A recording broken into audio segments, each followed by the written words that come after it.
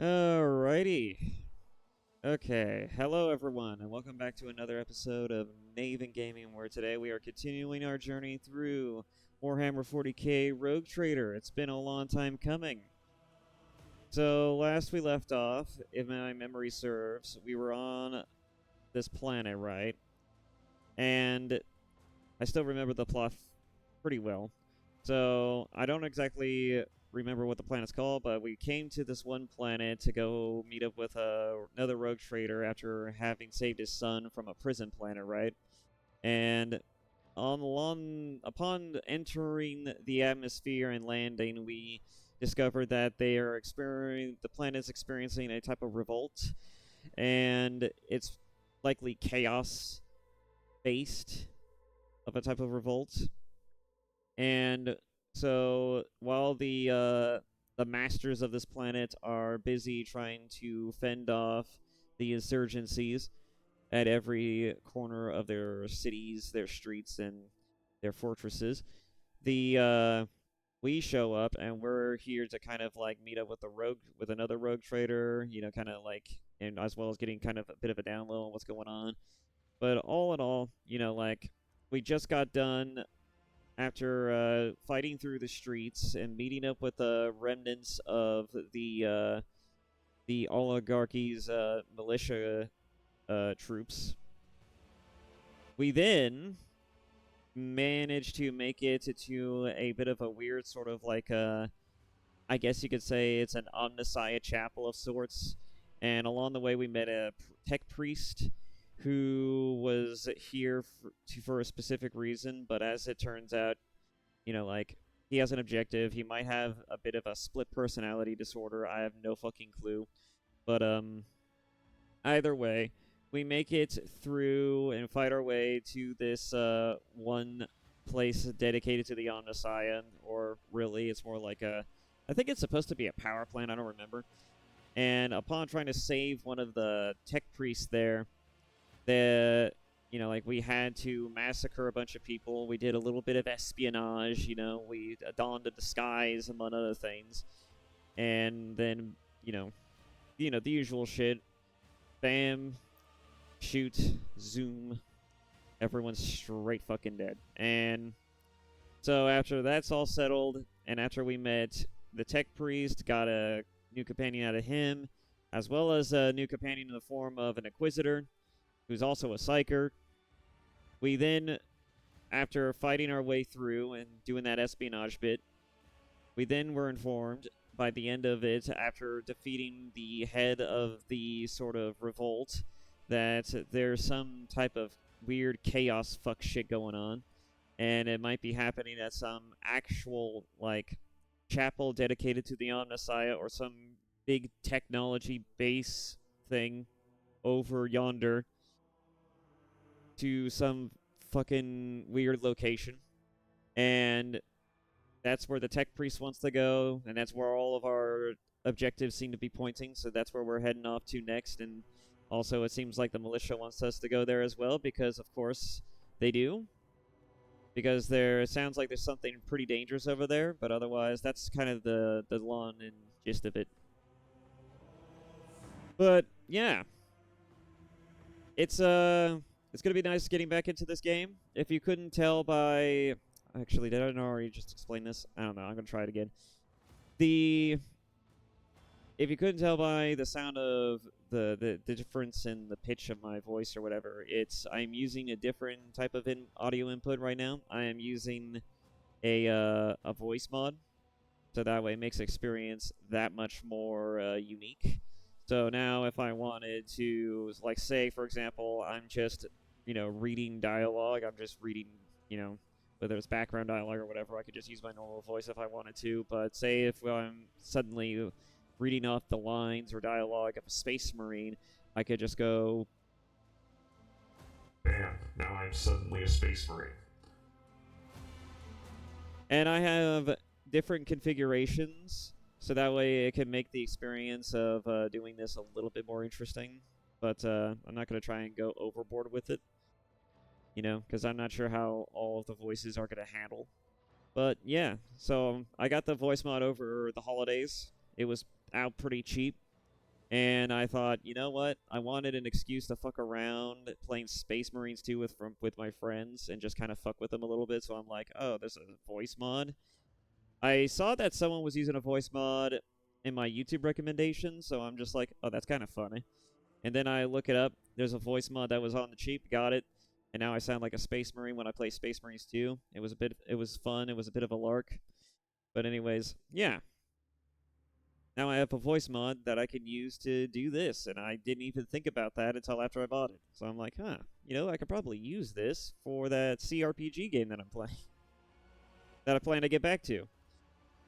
In any case, I was also kind of postponing on doing a recording for this game, at least at the moment for today. I was planning to do it sometime today, but I decided to just do it today, to just do it now, because I was waiting for a new capture card to come in that would be able to do the level of color, contrast, quality that I like in this one, but in a higher resolution. And sadly enough, from what I'm understanding, is that because of weather conditions and because of, an act of God, it turns out that the roads are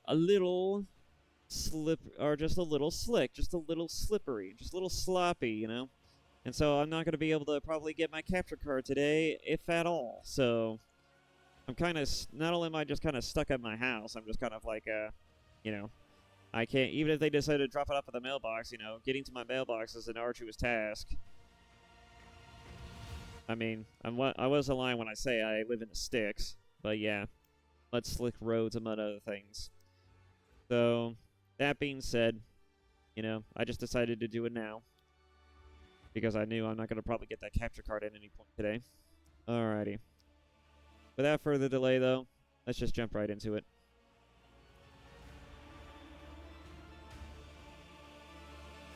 I've been eager to continue with this game because, I am interested to see where the story goes. I really have wanted to get back to it, but I just haven't found a good excuse to do so. I'm glad that I finally had the time to do it, because holiday season was a pain in the ass.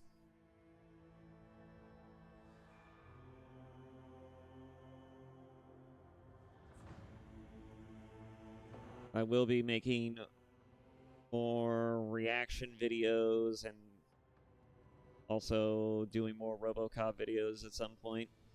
I just want to get back to this one because I feel like this one I've been putting off a little too much, and also because I don't want this to be another game that's just on the list of games that I've yet to finish. This is the one game that I would like to finish, because I like the story. I like the 40K universe in particular. So, kind of want to see how this ends, where this is going to go. And that's how I feel about it.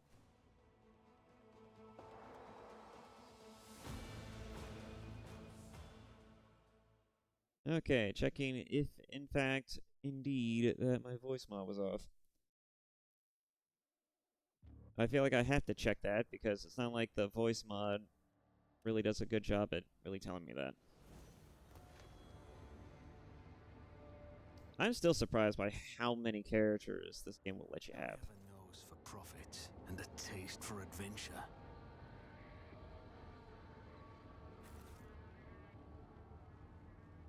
Okay, where are all my shortcuts again? Let's see. F is the center. Rise to the top, or get left in the dust. I'll take it from here. That wasn't it. I'm at your service. Fate and fortune favor the bold. That's the pause button. Which one was the one that rallied everyone together? I'm trying to remember.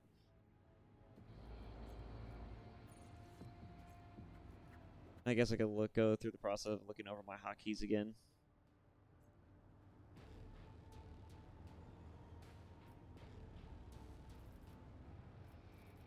At any rate, I know how to take risks. let's just go through the character shit. Cornelius.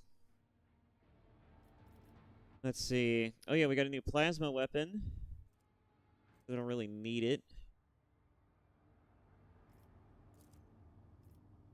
Add to cargo. Got a bunch of new stuff.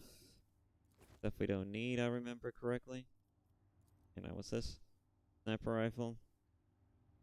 Yeah, we don't need that.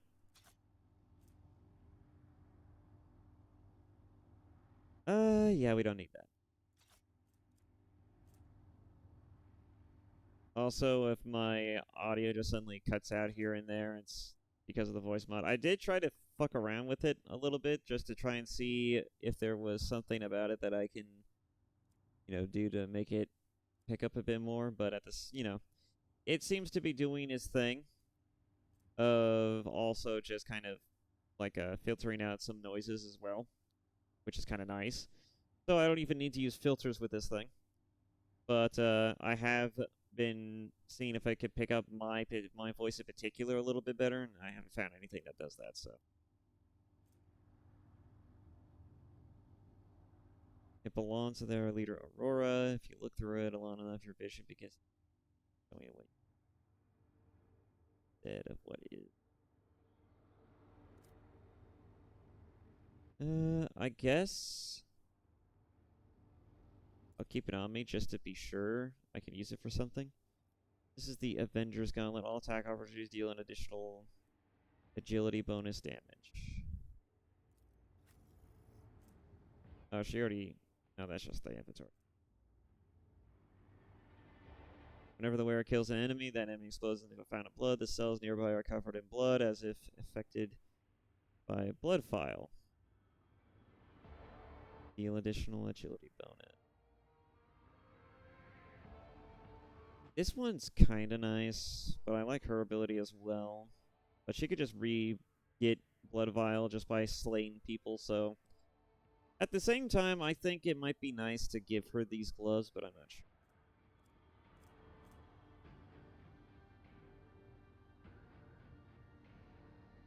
I don't know. Yeah, we'll leave it for now. Anyways, I need to focus on...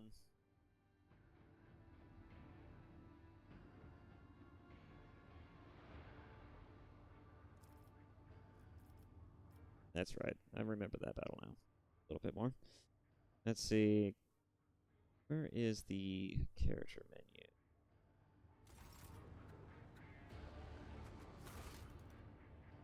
Yeah, that's the journal. That's the map. That's what I figured. That's that. The void ship. Of course, C would be it. Should have thought of using that one first.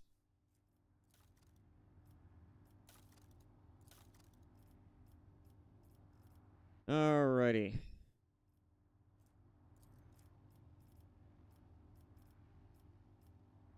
We're at the last stop for Soldier. Let's see, for Firearm Mastery, I can choose a special ability. Until the end of the soldier's turn, they gain 4+ movement points, and their attacks do not spend movement points. Until the end of combat, the soldier's rate of fire is increased by 30%.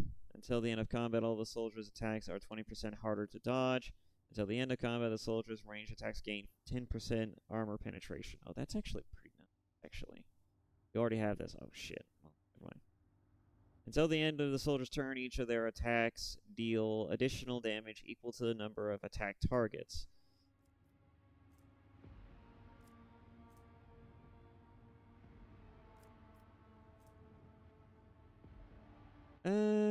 I like more movement.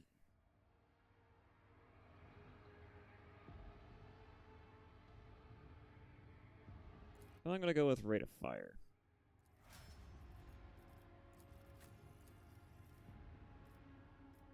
Alright. That's what he's already got. Daring Breach also grants 10+ movement points until the end of the turn, or does not provoke attacks of opportunity. this turn. Until the end of combat, warrior gains 4+ movement points for each kill and may use their MP after attacking or using abilities.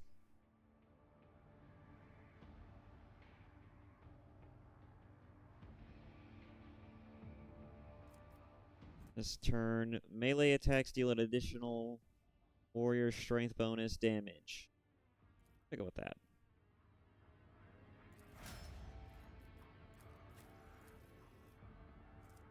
Oh yes, Argenta. I still think she's sussy. I'm gonna say it.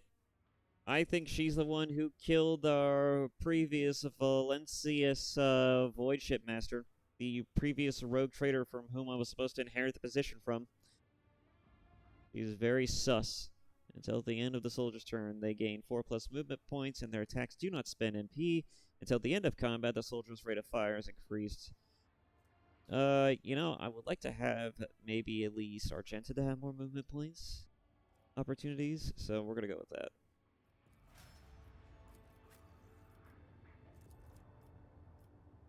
Alright, this is our new party member, the Inquisitor Psyker. Till the end of combat, the warrior gains 4+ movement points for each kill. He's a warrior type as well. For every enemy hit by their melee attacks, also the warrior gains 20+ parry and 2 deflection until the end of combat.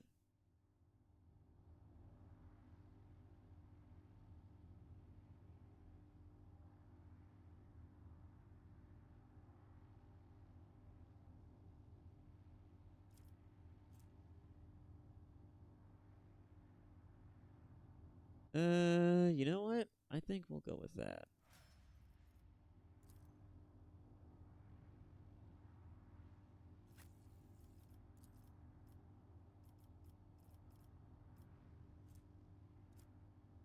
Let's see.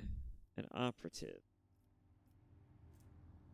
Until the operative's next turn, dismantling attacks also intimidate all enemies in a cell radius around the target, reducing their dodge and armor by 50% until the end of combat.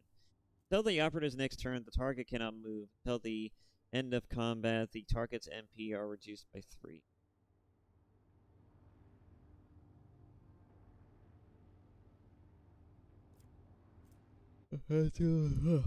Dismantling attacks also cripples the enemy, reducing their weapon skill and ballistic skill by -30 until the end of combat.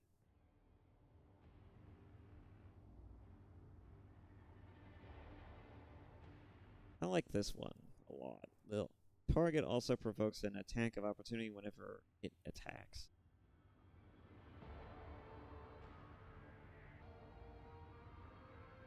I'm gonna go with this one.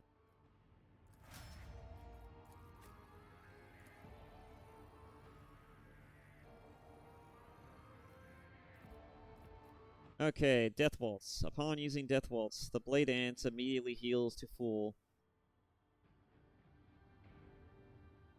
The cost of abilities that cost a wound is reduced by half until the end of combat.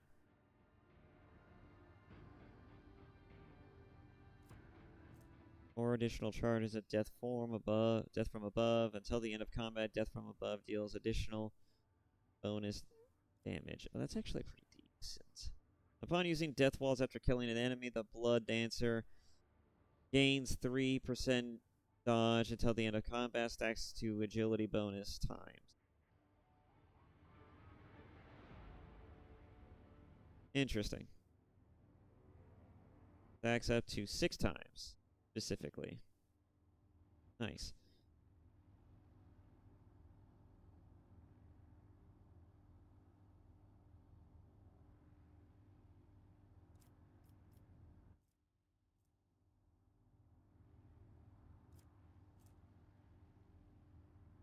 Immediately heals to full. That's actually pretty useful as well.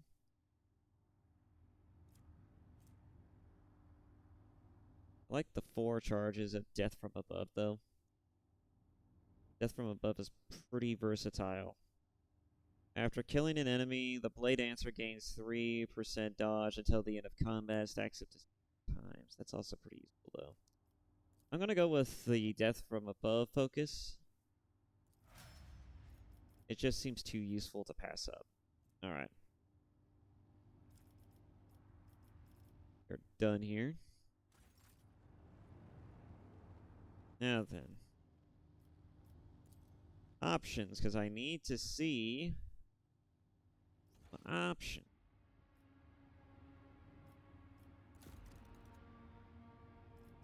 Exclusive full screen? Wait, what does that mean?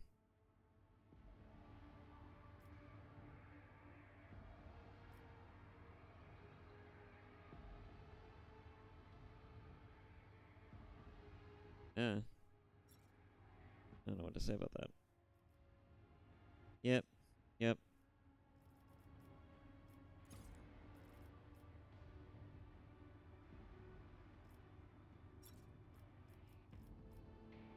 Set everything to high, but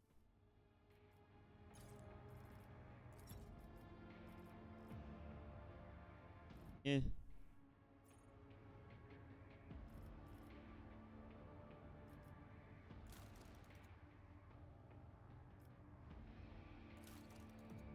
Display, sound, it's all fine. What I really want to see is controls, characters, cargo, void ships, formations, hold position.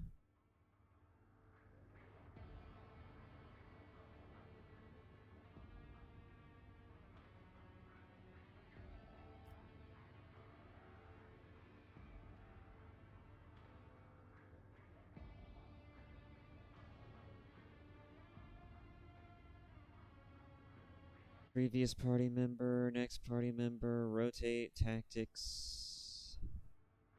Oh, here we go. Select all characters as backspace, okay. Or Control A. That works.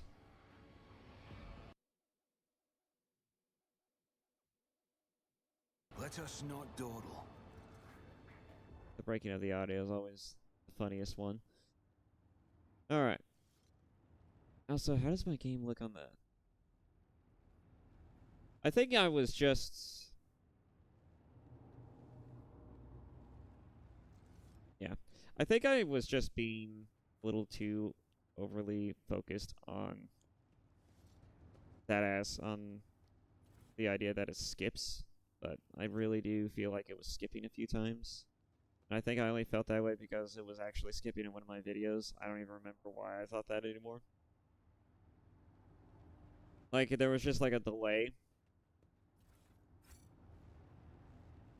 that I felt that I noticed, but I don't know anymore.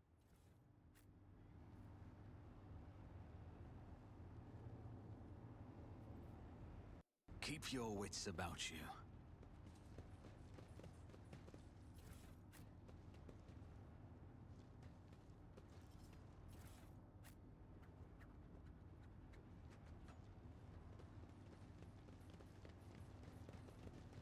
After seeing some people talk about this game, though, I will say that I did not know this game was just recently established to being a year old.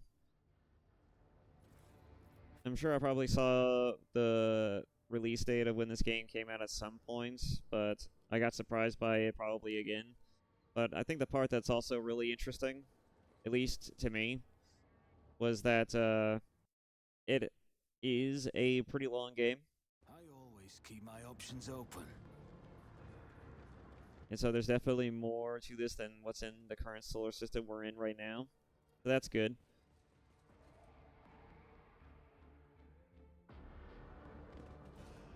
A hollowed electrodynamic Cenobium greets its savior. Looks like we're going to be in a conversation. My god, that's a lot of people.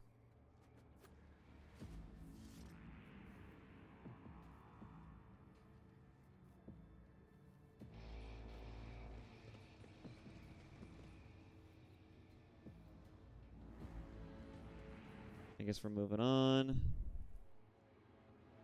Always keep your eye on the prize. We're out of here.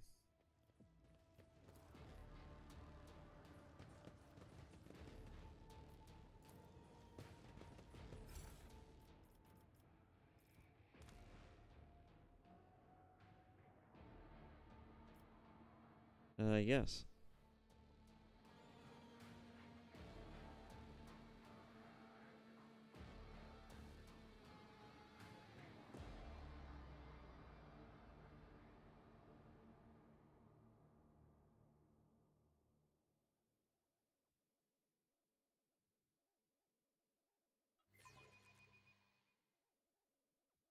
I should also mention that the main reason why I was focusing on other games outside of playing this game as well.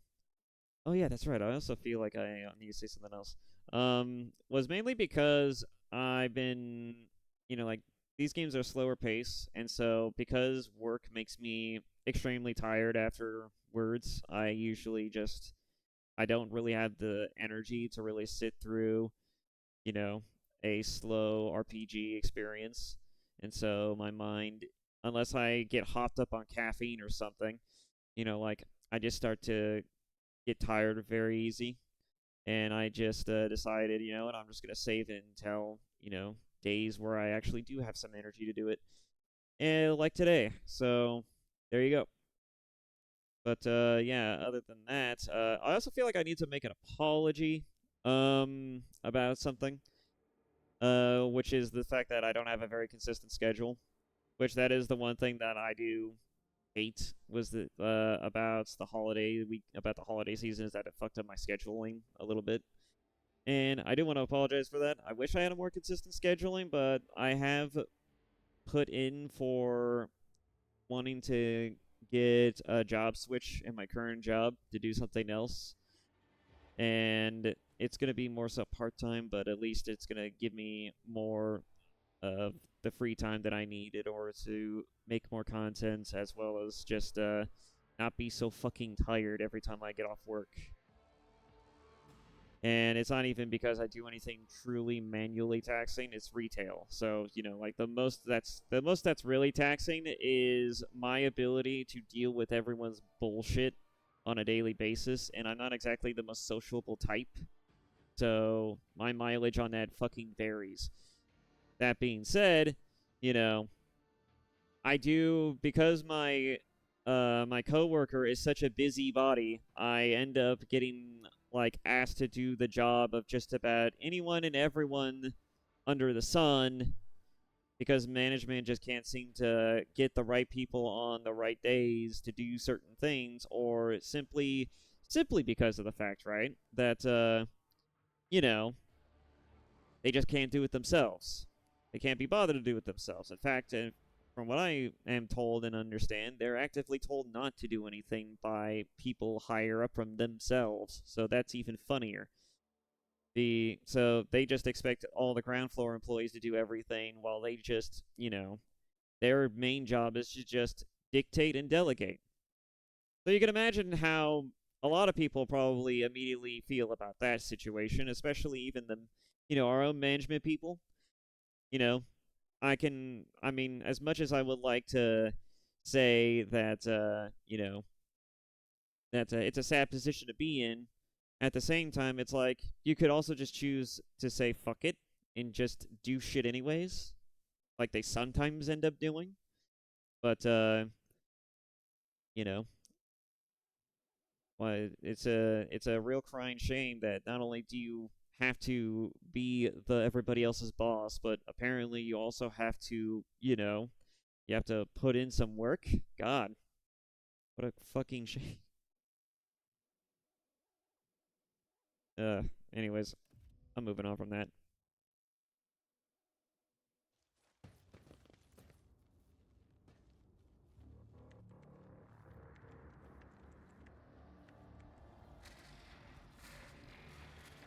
The Divine Hark hymn awakens the gate's latching mechanism. I guess we sealed that off now. Likely due to the current situation. Which makes sense. Alright. To be made. I always get the job done. Judging by the dead people's equipment, they were the same wardens by the governor sent to the monastery's aid. We'll cover the landing area, your lordship. Glory to the Von Valencia's dynasty. Alright, I guess we're out of here then.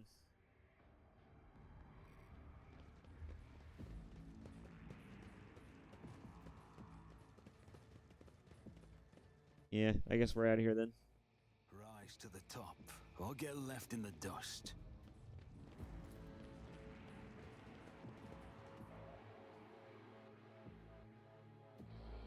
If you do not like your character's build, you can always drop your character's current progression. All experiences refunded. You may even select an archetype. Talk to the High Factotum about this matter. Oh, interesting. So if I wanted to, I could just try playing as a different type of character altogether. That's interesting.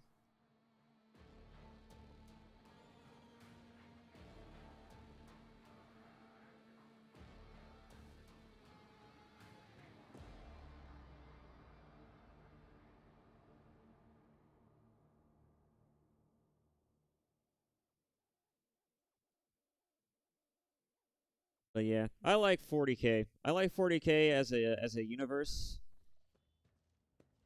Oh, Rogue Trader.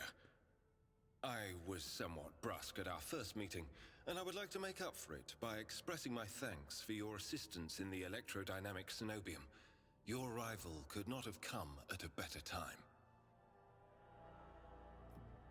I see, I see. Yeah, he kind of was pushing buttons when we first met him. He was also kind of like throwing his executive dick around, as expected from an Inquisitor, but, you know, we did help him out, and, you know, as luck would have it, we had a similar goal and objective, so it all worked out in the end. Unfortunately, my personal investigation has hit a dead end. I think I will have to call upon outside resources to continue the search. You see Heinrich's expression sour at these last words. I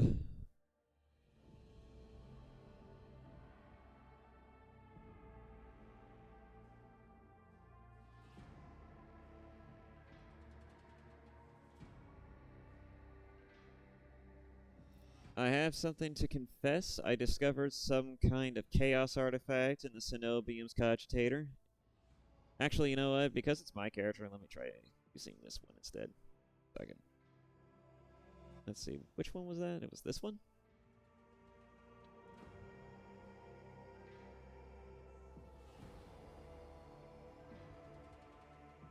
Yeah, it was that one. I have something to confess. I discovered some kind of chaos artifact in the Cenobium's cogitators, and I deemed it necessary to dispose of it. What? All right. All right. At the very least, the object of corruption, if that is indeed what it was, has been destroyed. This is a satisfactory outcome.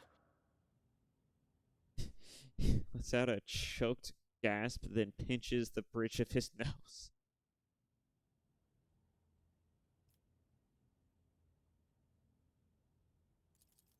There is one more thing.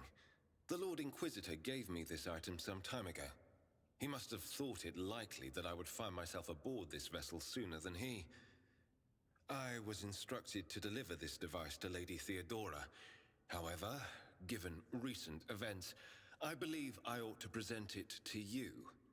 This is an elucidator, a sacred machine capable of translating the languages of remote and lost worlds into Low Gothic. It can even process Xenos languages to a certain degree. Not without infelicities, but possibly well. I see. And since I know Jakari and some elves are in this game, that would probably be nice to have. Thank you. The Inquisition's generosity is great. Be honest, Von Calyx, is this some kind of tracking device?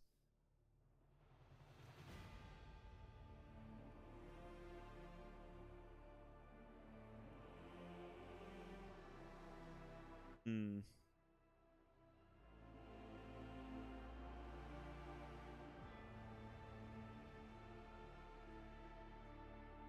Beyond spawn catalogs. Is this some kind of tracking device? Certainly not.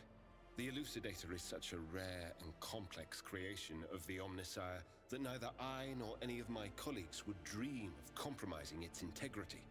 If you wish, have your tech priests confirm that there are no listening devices inside.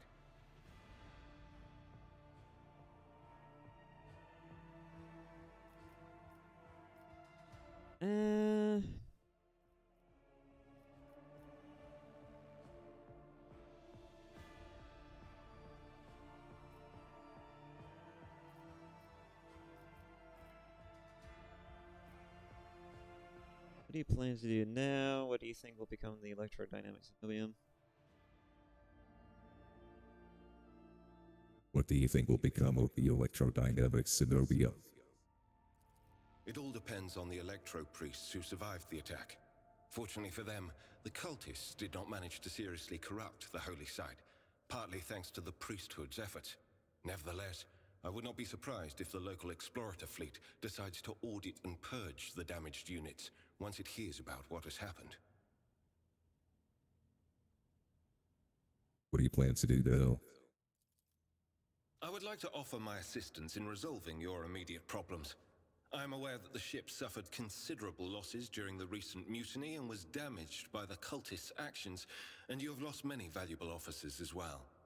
You are in a difficult situation. I am at your disposal. I must return to my DTs. Heinrichs is about to say something else when he is interrupted by the sound of a Vox signal. Someone is trying to contact you. Thank you for your time. Please consider me at your complete disposal while I am aboard your vessel.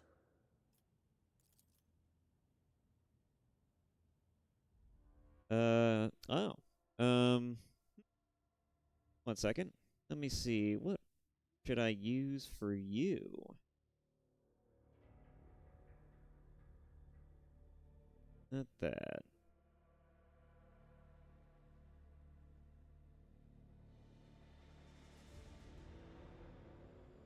Oh, that's right. I had set that to that.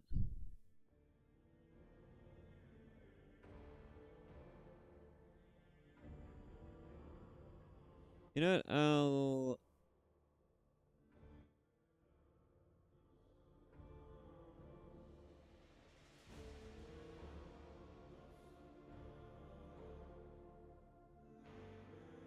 Let's see. 1 second.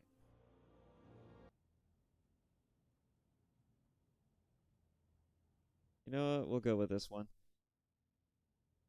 Alrighty. Get that back up here. Alright. Congratulations on the victory, your lordship. The entire vessel was impatiently awaiting the news of your expedition's success. The rumors about you not simply saving the tech priest monastery, but actually eliminating the source of the mutiny are spreading like wildfire. The Vox transmissions from across the world speak of nothing less, of nothing else.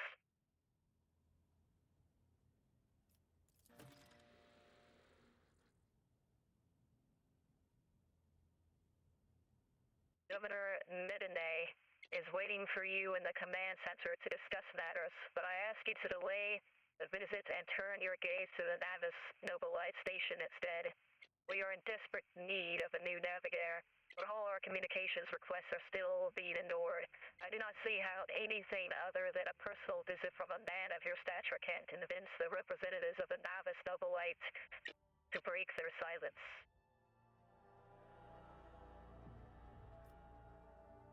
I see, I see. You know what? I guess we'll do that then. If she recommends it, then I'll go for it. I thought we went to a station and concluded that it was afflicted with some type of weird temporal space nonsense, and everyone was stuck in a perpetual loop of dying and redoing the same actions and instances over and over again. I like listening off the polished skull of some unknown Xenos. Makes it seem like the bony face is mocking you. I'm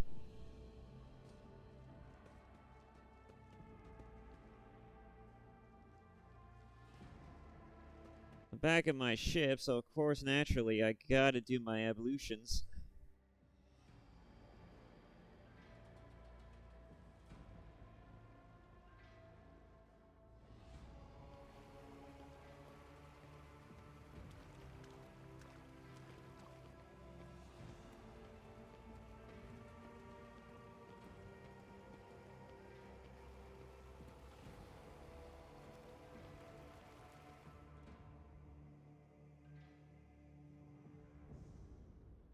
The soothing water caresses your senses, and your grateful muscles welcome the chance to rest. A pleasant languor spreads through your body as you allow yourself a moment of quiet relaxation.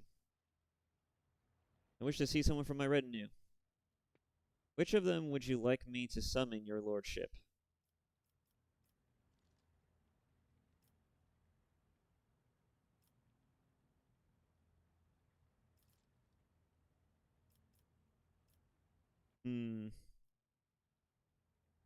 I feel like if I summon Cabela, it's going to be more awkward than anything else. And plus, she might get blood in my bath, and I don't know if I like that idea. I don't know if I want to summon Idea either. Heinrichs would be interesting. Fuck it. Let's go with the oddest one of the bunch. Let's get Cabela in here.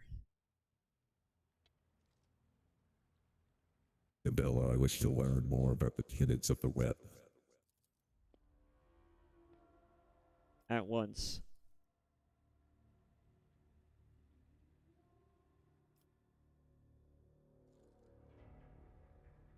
Cabela silently appears by your side. What should I give you? I feel like I should give you a voice. You know what? You know what? This voice is actually fine.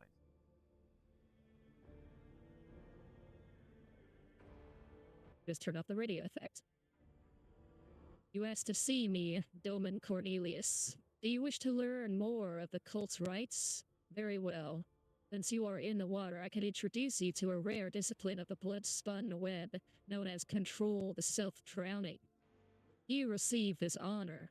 With water being so precious on a ship, still it has opened my eyes to many truths.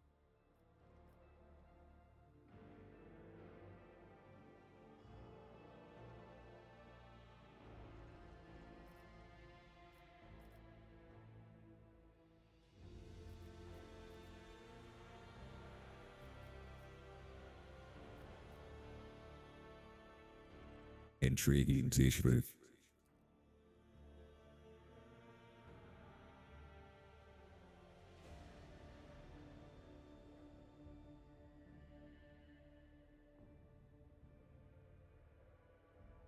Close your eyes and trust me. Reject your fear and remember, you have carried death within you since birth. This ritual is simply a meeting between you and your oldest friend. You close your eyes and hear a quiet splash. Cabela has entered the pool. She puts her hands around your neck and gently pushes you under the water. As your lungs start to burn, she pulls you back to the surface, allowing you to take a single breath of air before she begins to drown you again. This process repeats several times, and she holds you beneath the surface a little longer with each plunge. The fourth descent lasts an eternity, but her hands prevent you from resurfacing. Willpower test succeeded. As your empty lungs burn, you start to panic. You fight against your fear as the darkness swallows you, and soon it gives way to peace as you listen to the soft whisper of the water around you. You realize that death is the end and the beginning. There are no worries here, and no mistakes. There is only you, and the infinite, nothing. Just as nothing is about to claim you, you are gently lifted from the emptiness of oblivion.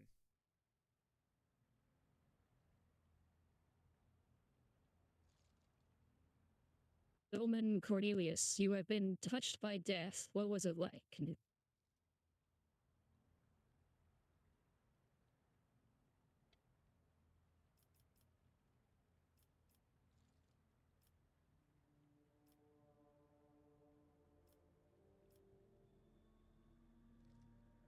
Death. It is nothing, and yet it is everything.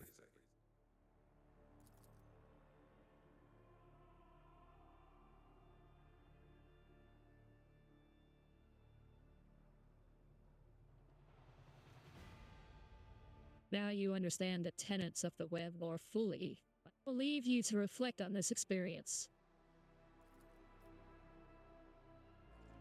I swear, every time Cabela's on screen, she's always testing my fucking ability to understand reason.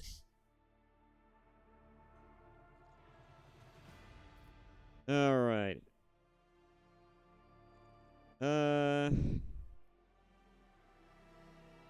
I don't know what relaxing is going to help me do, other than just relax. Alright, we're done here. Alright. That probably is the thing that adds my status effect.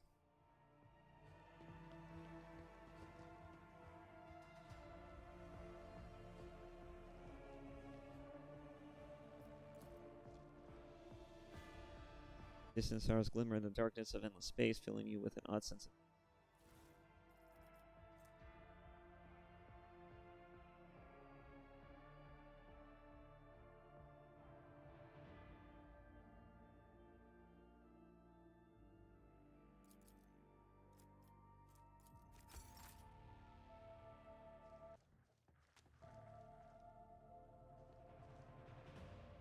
Alright, I guess we'll head to the bridge now.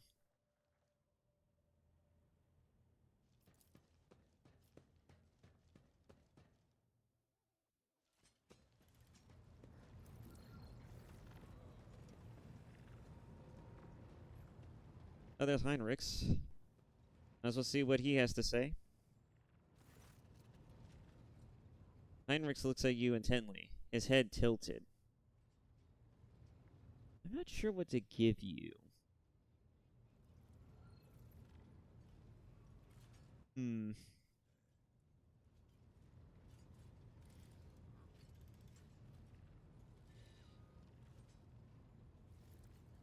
not too sure.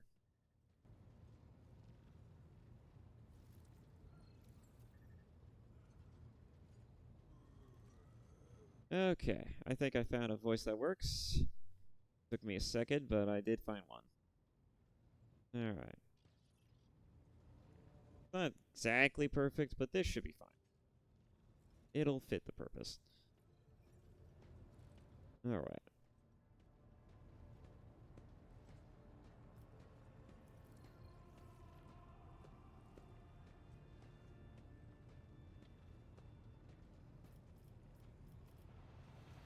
I know nothing about you. Heinrich, could you tell me a little bit about yourself?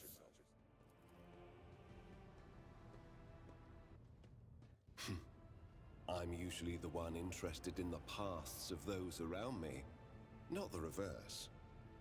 I come from a night world, Guizorn 3. I belong to a branch of one of the noble houses until my exceptional abilities were discovered. After that, I was sent on a black ship to Holy Terra, where I was trained and I began my service for the glory of the Imperium. Fascinating. You know, I forgot that his dialogue would actually just read itself. So that's nice. I believe they also added more dialogue lines for characters within the, what was it, the 1.4 update that they did? Or the 1.5 update? Which is pretty nice. I think having more voiced dialogue lines would be pretty good. Especially since Baldur's Gate 3 has set the standard. You know, might as well put in as much effort as possible. And this game does a pretty good job being pretty standard. It's a really nice CRPG. I like a lot of the complexities of this game, and nothing feels too overwhelming so far to where like you couldn't get a grasp or an understanding of it after some time of just screwing around with it. And as the game has shown us, you know, we are not restricted. We can play around with our class systems and screw with things if we so feel like it. So there's a lot of complexity as well as a lot of freedom to engage with that complexity as you see fit, which I appreciate. A night world. Feudal worlds that are home to ancient noble dynasties trained to pilot the engines of war called Imperial Knights. Oh, I remember that. I believe that was a thing that was discussed. It's usually those giant ones. They were usually used for agriculture as well as building purposes, but they got repurposed for defense. I remember hearing something about that. As far as the black ship is concerned, that makes sense because he's a psyker. He would have been thrown onto a black ship and would have been took into Holy Terra just to potentially get used as fodder for the Emperor and his need to sustain life. Even though we don't exactly know if sacrificing 1,000 psykers to him daily is really going to help anything, but, you know, granted, he has certainly distinguished himself enough to really not make us question so much of whether or not he's should be in the position that he's in. But you know, I don't know. I think that it's interesting though to be a psyker in this world. Certainly, I mean, most people in this world either fear you, hate you, want to kill you. It's a very interesting dilemma to be faced when you're a psyker in this world. Let's see.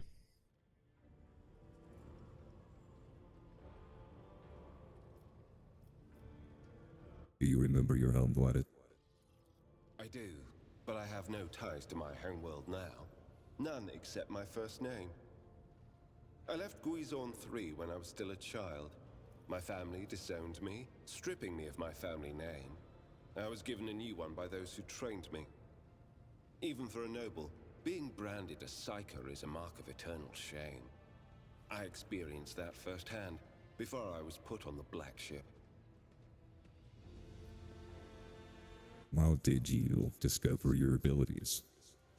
Like many psychers unaware of their curse, I found out when a strong emotional reaction triggered an involuntary response. My great-aunt had a pet grink.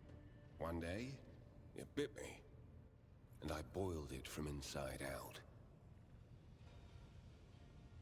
And when my great-aunt slapped me for what I'd done, I boiled her too.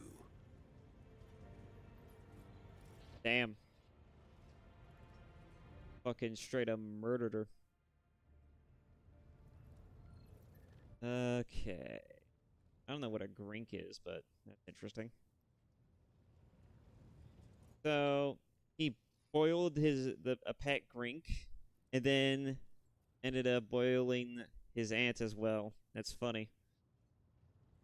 Fucked up, but it's funny. And when it comes to 40K, you kind of have to take everything in stride because, you know, it's a depressing universe.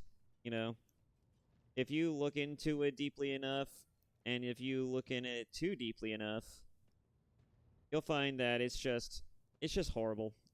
All around, everything's horrible. Even just on the surface level, it's pretty morbid. You might as well should just take everything that's strong and just kind of go with the flow, because that's the problem with 40K.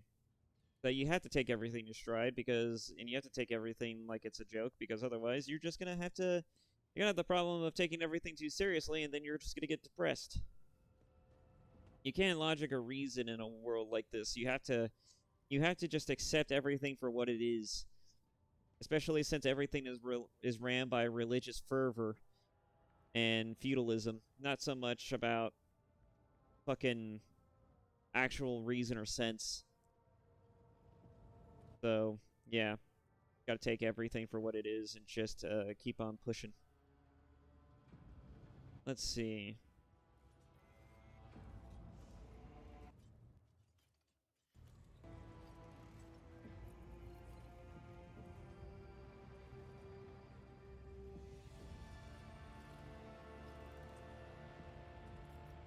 Sorceress powers are truly dangerous. I hope you have mastered your ability sets then.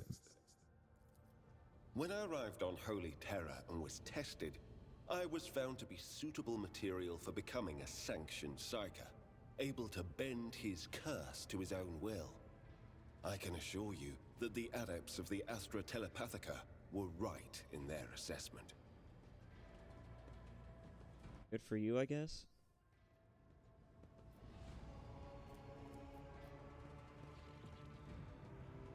You know, that is the one thing I've always wanted to know, because I've never really heard anyone talk about the specifics of it quite yet.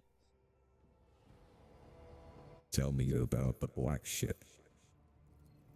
Picture a vast prison ship, filled with frightened, angry psychers who can't control their abilities and who have just lost their homes and their families. Some of them were children and adolescents like I was.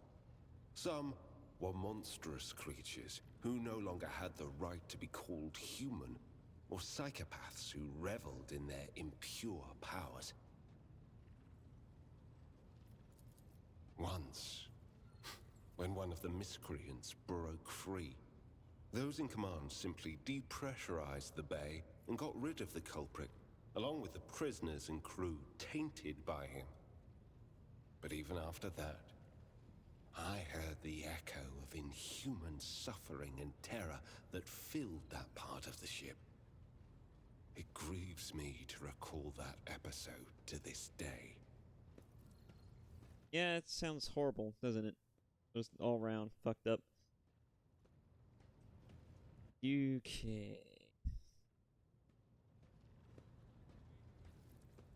You were sent to the Inquisition short after training. No.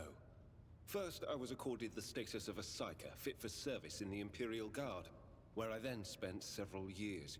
It was only afterward that I became an agent of the Golden Throne.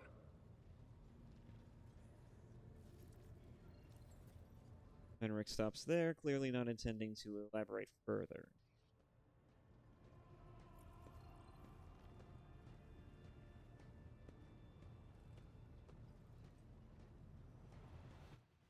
Alright. Henrik's nods wordlessly. How long have you served in position? Since the day of my initiation as an acolyte. So, decades. How many real years it's been, it's hard to say. When I return from a journey through the warp, I often discover that much more or much less time has passed in real space.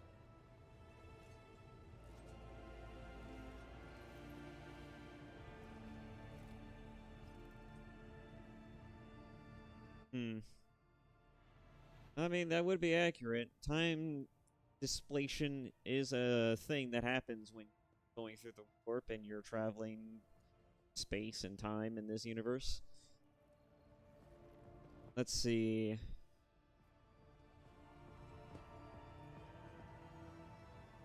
You visited many worlds during your service, I'll wager. Indeed. I have visited many of the places brought to the Emperor's light, and those sullied by the filth of the archenemy. In truth, even after all these years spent visiting the various corners of the Imperium and looking beyond its borders, I still consider the Segmentum Solar to be the greatest of all humanity's bastions. Nothing compares to the majesty of Holy Terror, the might of Mars, the grandeur of the segment's other worlds.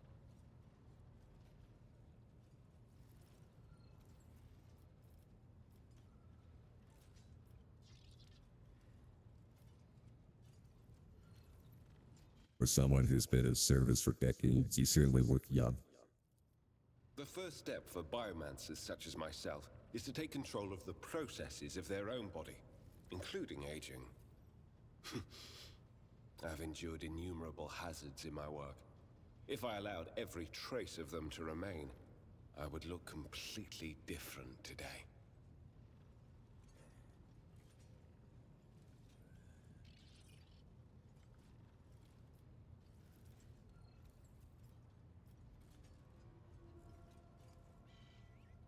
What days have you been carried out for the Inquisitor?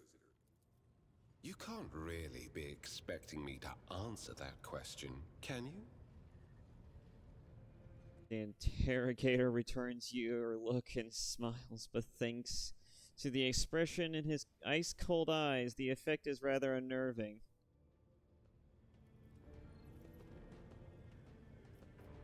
Let's change the subject. Gladly. Oh, I bet.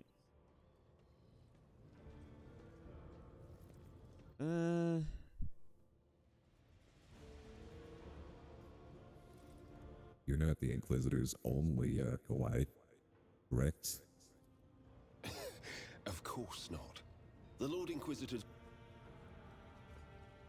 Sorry about that. One of my folks came in. I usually try to mute every time they do, because there's a bit of a disruption, and plus, you know, I'd rather not get my family involved in this. But anyways, let's see. Now seems like a good time to, since I can't get him to repeat his line, I guess I'll just go ahead and do this. 1 second. Let's see. Of course not.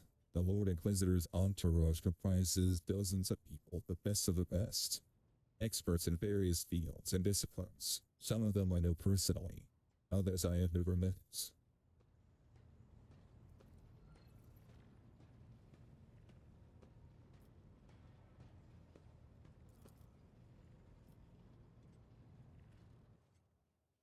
To be honest, I'm not even certain that the people I know are still alive. I used to work with other acolytes of the Lord Inquisitor, but in the Coronis Expanse, I have been working alone. I see. Becomes pensive and seems to look through you to something beyond. He's probably, recollecting, certainly. Nostalgic, even.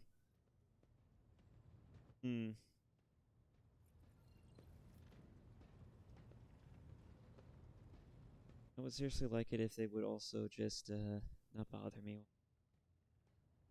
Okay.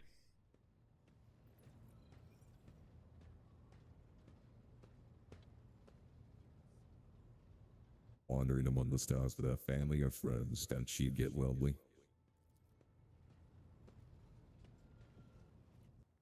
I rarely have the time or the opportunity to think about it.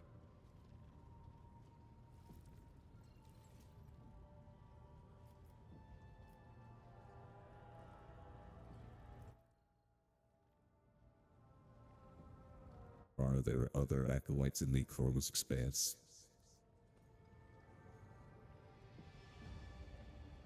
The interrogator narrows his eyes at you and releases a sigh. After several seconds of silence, you realize that you will not be getting an answer. If you're an interrogator, does that mean you hold a special position in the retinue? We are not a retinue. We are acolytes. As for your question, I am closer than anyone else to the one I call my personal teacher. The Lord Inquisitor deemed me worthy of undertaking the most important and sensitive tasks requiring the attention of agents of the Golden Throne. Such as?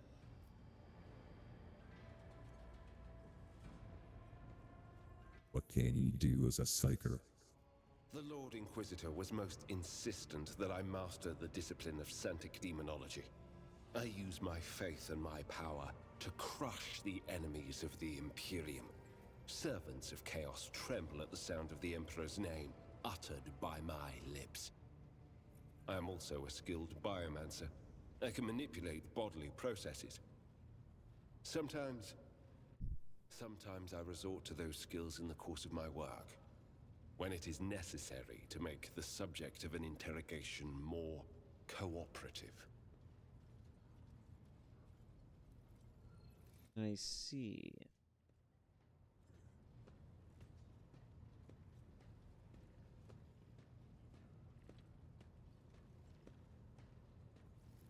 It doesn't need to turn on every time I push to something.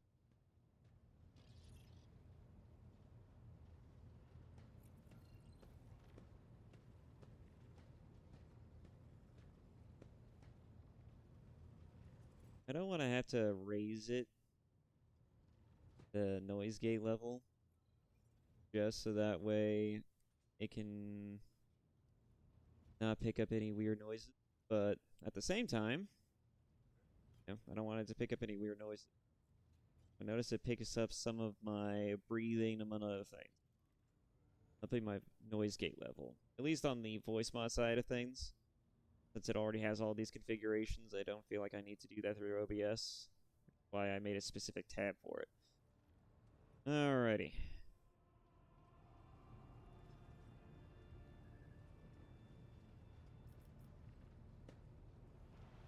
When you leave my retinue and my ship?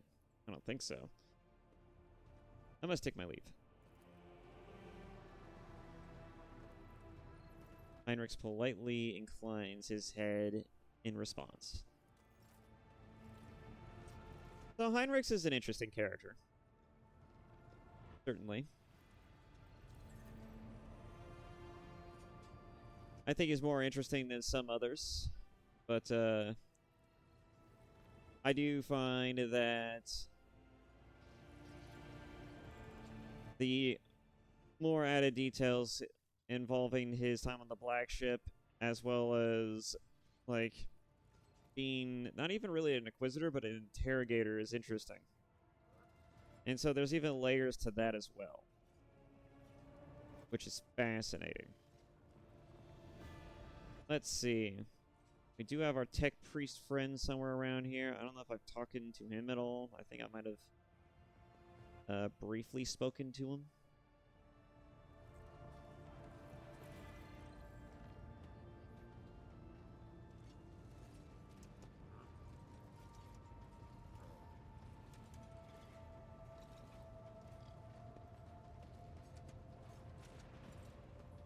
Oh, there's Argenta. I wonder if she has anything new to say. Greetings. Nope. Nope. Not that.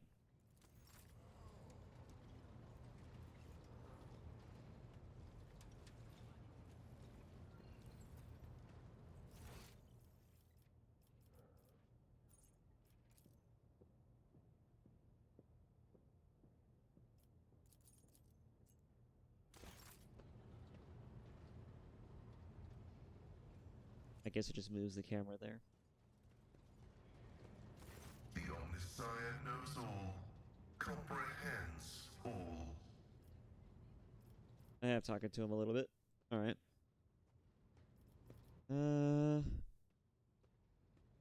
But I think I will leave that for now. We only have so much time to do anything in this game, because it's dialogue heavy, so I just want to move on for now. The Coronis expands. The Novus Nobilite Station, was it?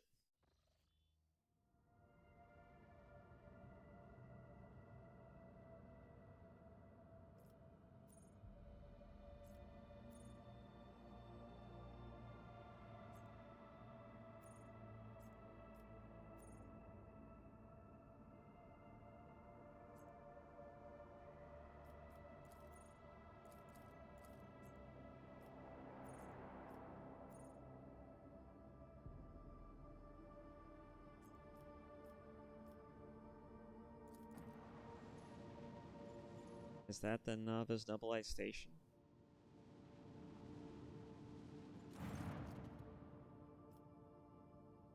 Oh, this again. Huh.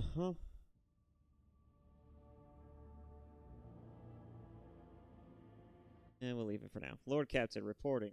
The heralds of the Novus Nobilite continue to maintain Vox silence, perhaps due to Urak 5 being off limits to visitors. We intercepted signals from the beacons, drifting in the station's orbit. Demands are clear. We're told to turn the ship around immediately.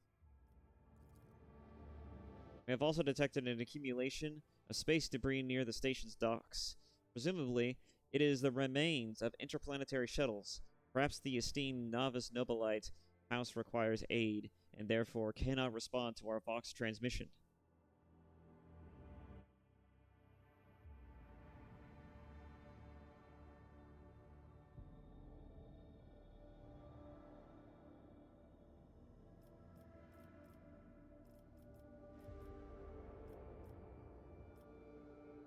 Order the auger crew to scale the station.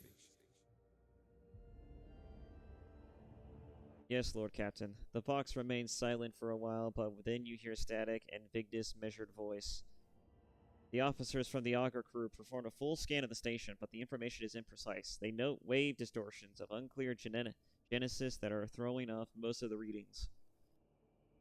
We were able to ascertain that the reactor core of the station is still active, but many compartments are unpowered and some fully depressurized. The signals of biological activity are largely present in the central module, which means the station has not been abandoned. So the question remains, why are the esteemed navigators' heralds not ignoring us? Contact the station again. I will negotiate personally. The Fox relays the candid sound of grinding gears and clicking tumblers. I am sorry, Lord Captain. The station does not reply even after an official greeting by a rogue trader and a declaration of your intent to negotiate in person.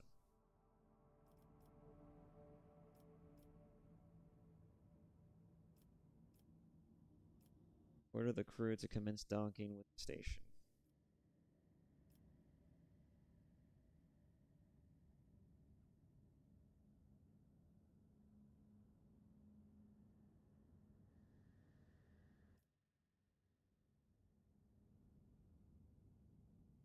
Order the crew to commence docking with the station. Affirmative, Lord Captain. We do not know what is happening at the station, so you will have to look for the esteemed navigators blind. Dock safely and may the God Emperor light your path. Yeah, we'll just leave it. This is a pretty solid crew.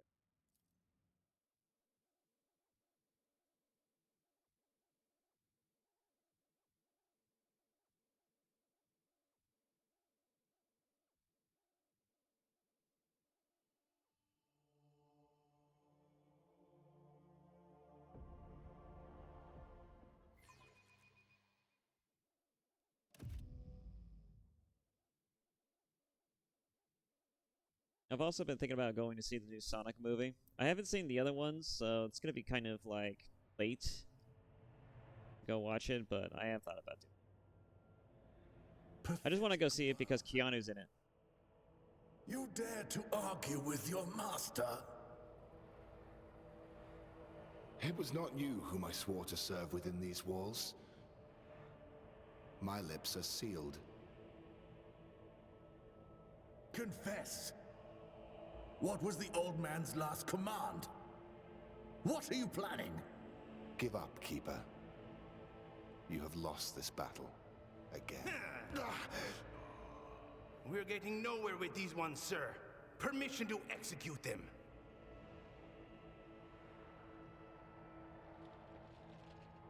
A lot of crazy warp energies going on in here.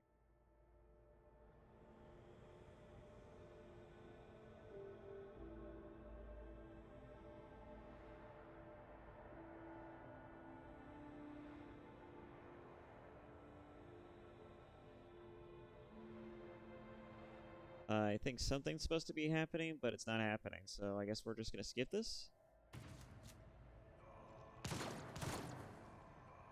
Oh.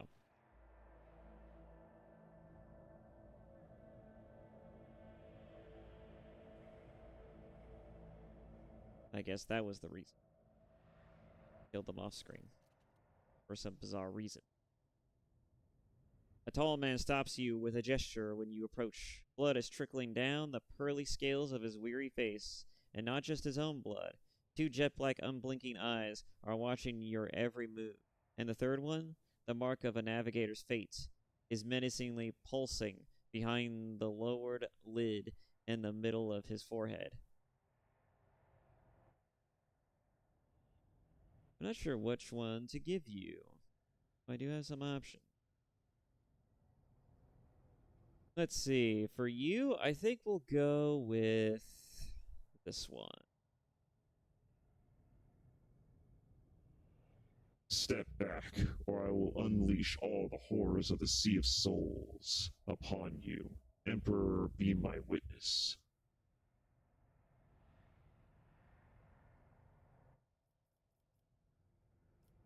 Abelard, if you would be so kind. I came from Rykod Minoris after receiving your distress call.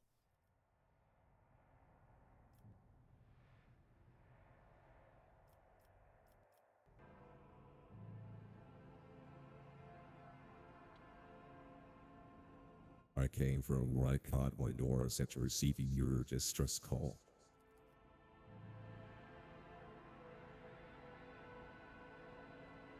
A call, you say? The dark pits of Felix's eyes widen in surprise. Only one person could send you this way, and it must have been Yvain Winterscale.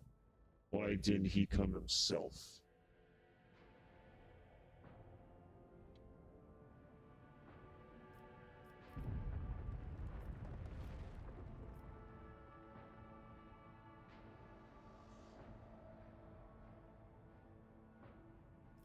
I came of my own free will. My people merely decoded the signal that was meant for winter scale. You don't say. Getting access to the personal communicator of the heir to a great dynasty is no easy feat. Who exactly are you? The navigator cocks his head as if realizing something. Ah, wait. I recognize this coat of arms. You are a lord of the Von Valencius dynasty. This explains so much. It's going to be interesting to see how all this voice changing is going to affect the recording, as well as just how it's going to translate. I hope it's coming in quite consistently. I only briefly tested this and fucked around with it, so hopefully it's going to... I mean, it's pretty concise as long as I speak concisely enough, right? So I'm hoping it's going to be pretty nice, though. Also, I hope it adds more, like, added entertainment quality to it. It's kind of the only reason why I'm even bothering to do it this way. And since fate has brought such an important person into my abode, allow me to introduce myself. Before you stands Felix Christoph August, keeper of the station. So you did not come to offer support to the traitors. This is great news. Having said that, you must understand that Uric 5 is a holy sanctum for House Orcelio, and the path to it is only revealed to a select few. It pains me to say you are not on the guest list.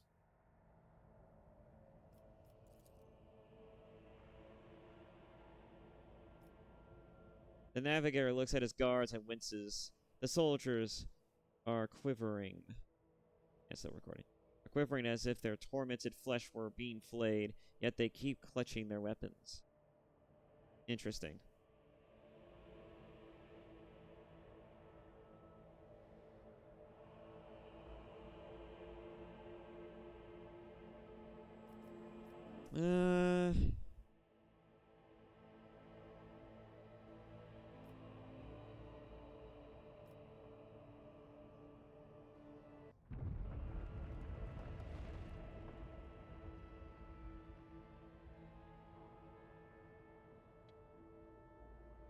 Why would a keeper of a station command vile mutants condemned by the Emperor?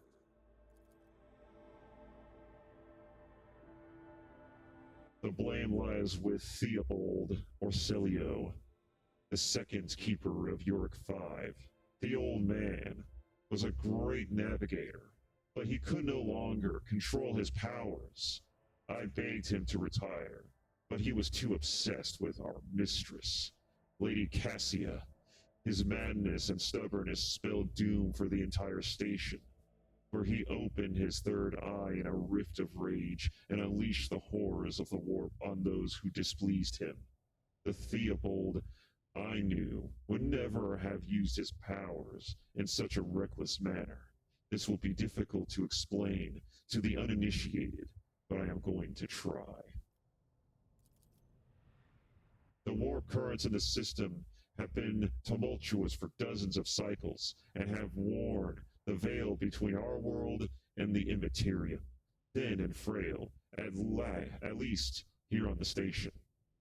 The ruinous powers are trying to tear it down completely and corrupt all living things. The servants were the first to fall victim to it.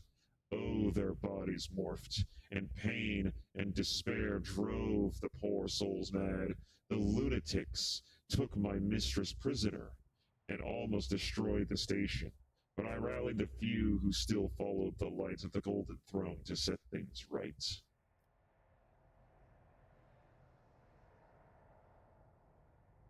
So he has a mistress as well. And the pain and despair drove the poor souls mad. The lunatics took my mistress prisoner and almost destroyed the station.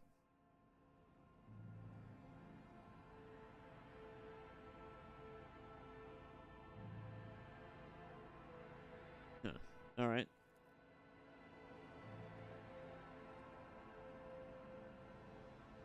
The suffocating grip of the immaterial can be felt across the entire system. It is not surprising the Veil grew thin here of all places. The Navis Nobilites can command the warp currents, but the use of their abilities wears down the barrier between the two worlds.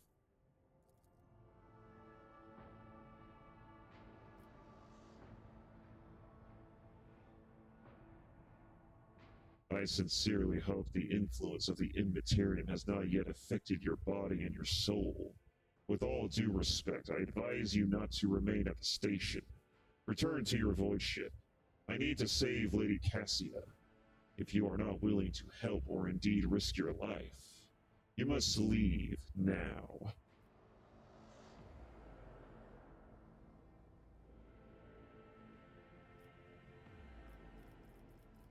What kind of help are you talking about? I still have questions concerning the situation on the station.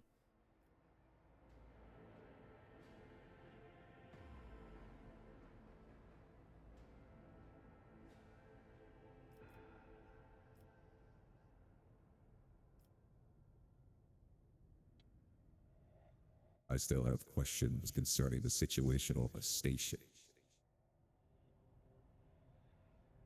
Our idle chatter will not save Lady Cassia, but if you need to be sure of something before you can help, so be it.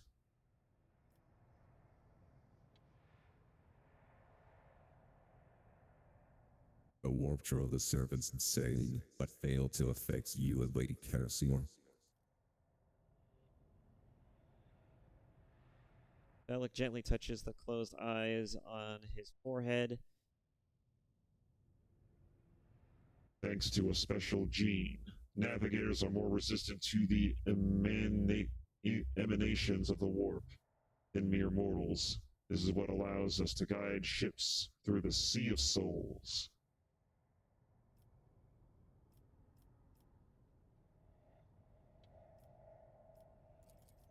Tell me about your mistress.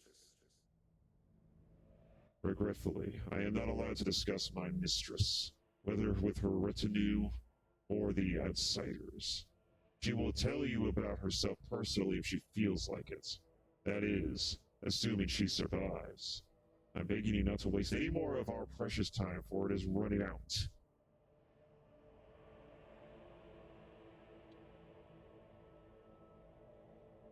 What makes you think your mistress is still alive? A spark of concern flickers in the black pits of Felic's eyes. You may not believe me, but Lady Cassia is capable of. The navigator cringes, seemingly in pain, and furiously exhales. Incredible things. Not even the traitor Theobald can easily harness her power. Fascinating. I think he's under an influence, because otherwise he wouldn't have a hard time explaining what her incredible abilities are. And this Lady Cassia might be a demon. If it's anything like Dragon Age, and if I understand my Dragon Age shit correctly, and if I've seen this shit before 1,000 times, this Lady Cassia is going to be a demon, or she's going to be a woman possessed by a demon. And we're probably going to have to fucking kill her. Probably going to have to murder her ass. Either to free Felic himself or to get him to see reason. So there's an interesting plot development being laid out here.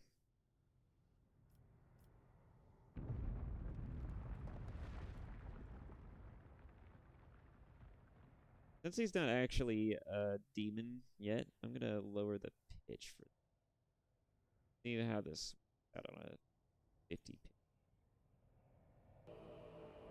Alright, back at it. Let's see.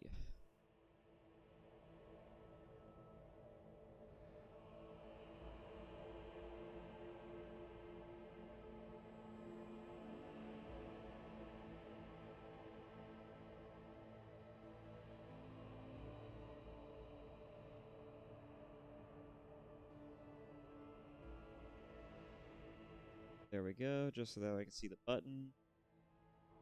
Okay. Let's see. Have I read this yet? Yeah, I've read this. Alright. The men have reported that the station is in a deplorable state.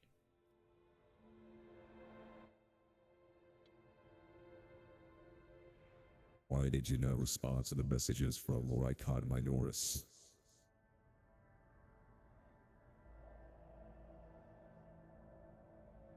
I have already said Uric 5 is sacrosanct. It is the holy domain of the novice nobilites, and it is forbidden for commoners from the world below. We had hoped to solve the crisis on our own, but when the situation spiraled out of control, we could not establish contact because the traitors had disabled our equipment.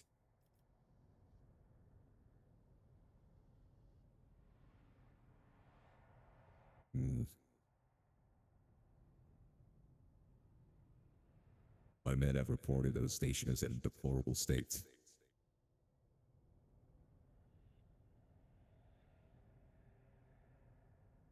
The navigator irritably brushes away a strand of bloodied hair.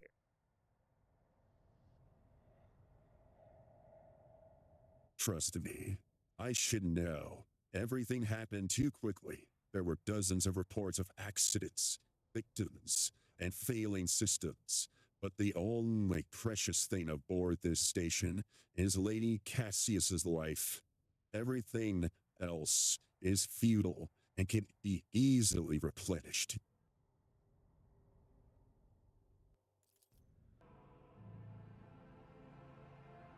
Enough questions, I guess. I hope your curiosity is fully.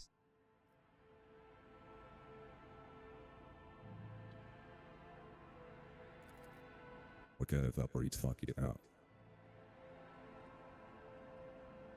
I would never ask you for such a favor under different circumstances, and yet, though it takes his hand away from his ribcage, notices blood, and winces in pain. And yet, Lady Cassius's well-being is above all. I haven't got many people left, and my wounds are too deep for me to act with precision and swiftness. But you may actually succeed. In order to ascend to the mistress's chambers, you will need to remake a holy relic sanctified with the blood of Lady Orcelio herself. This is the control rod of the elevator machine spirits. I have one part, and the other was lost during the mutiny. But even this relic will be of no use unless the elevator mechanism is powered. Why should I help you?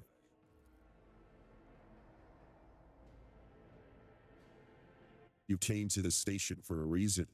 House Orcelio will not be able to help you until the current crisis is resolved. But if you aid us now, I promise we will reach an agreement that you will find satisfying. Your riches, influence, or the powers of our navigators. How do I remake the control rod?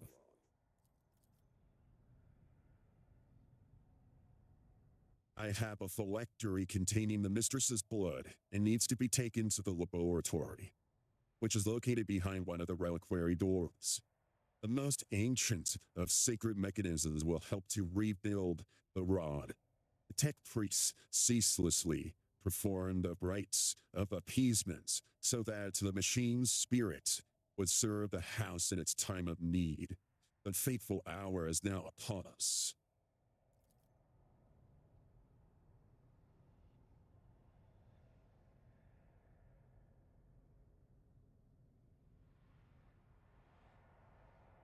Pascal excitedly reaches for a data slate. Requesting access to the object's data crypt. The Navis Nobile use independent modifications of standard sanguinary technologies due to the uniqueness of the genetic code inherent in the lineage of each house. A lot of fancy talk for a second there. Felix looks exhausted, but arrogant resolve bolsters his voice. And these technologies were made secret for a reason. I must respectfully decline your request. Esteemed servant of the Messiah, you have your sacraments, and we have ours. So how am I supposed to power the elevator?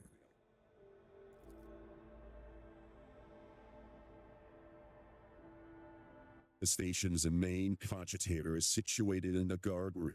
Just enter the correct command sequence, and the sacred mechanism will do the rest. If it's so simple, why don't you do it yourself? I never said the feat would be easy to accomplish. The path to the laboratory in the guard room is blocked by those very same madmen who took over the station.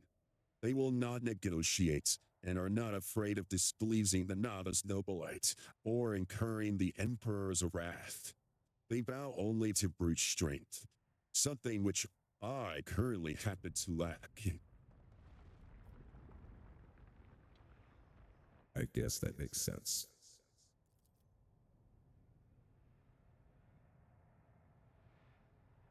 So what have you decided? Descendant of the Von Valencius line.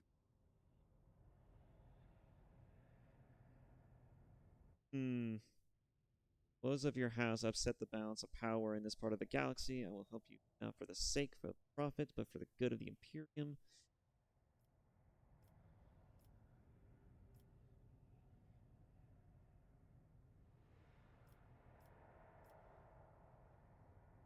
Rogue Trader's aid will cost House Orselio, but you should rejoice for your mission. Live.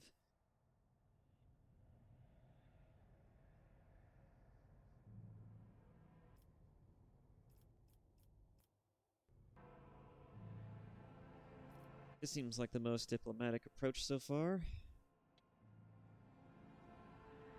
The woes of your house upset the balance of power in this part of the galaxy.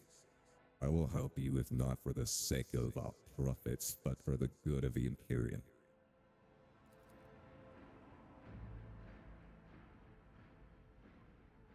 Alec nods curtly. You should hurry then. We will stay here to hold the line and lick our wounds. Good luck, rogue traitor, and may the Emperor's lights be with you. Item received, the luxury of blood.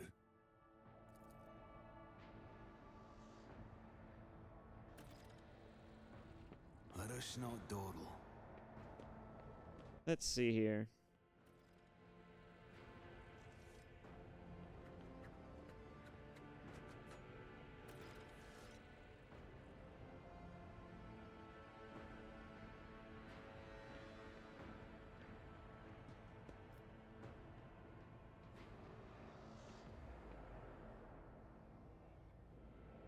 Definitely more going on here. Have to leave it for now. Turn on. Elevator's power's out. A void station is a sacred place of the Omnissiah, who shields the rulers of this fortress against death and darkness. Why then are the Vox channels dead? And why is the air not filled with the holy binaric rhythms? The station's lack of response to our ship's hails was already suspicious. I am no less uneasy after the Magos' words. Hands at your weapons. Yep, I feel the same. Okay.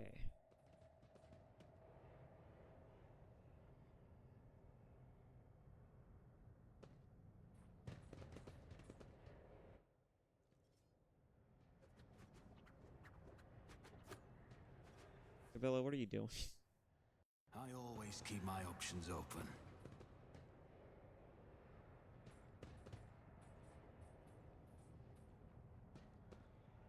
Character's having a seizure.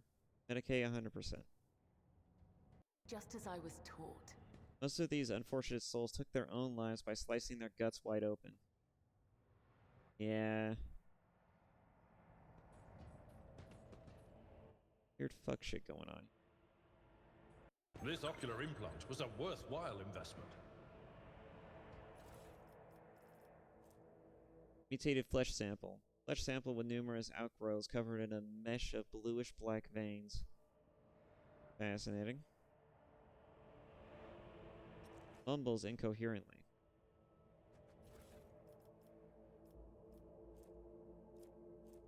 A ripper pistol. Always keep your eye on the prize. Up. Protect the child. Protect the child. You will beg for mercy, but I Oh, will we got a grant battle. none. Purge them. Start the battle. No, we gotta get everybody set up first, of course. Let's see. Place myself here. I'll place Cabela here. Place Abelard over here somewhere. I'll put Abelard. Argenta can stay over here.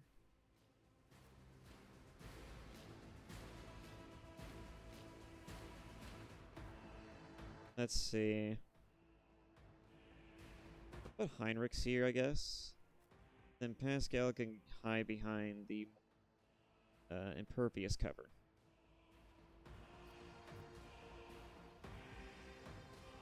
Let's see. Doesn't look too bad.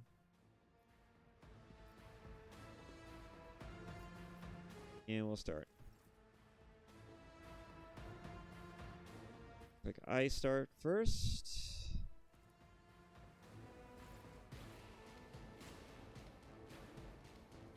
Oh man, he'll die from this. Mutated traitor.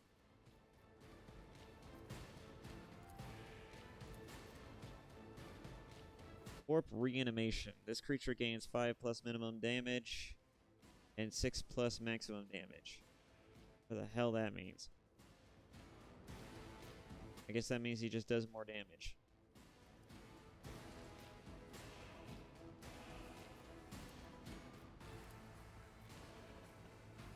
On it. Another enemy down.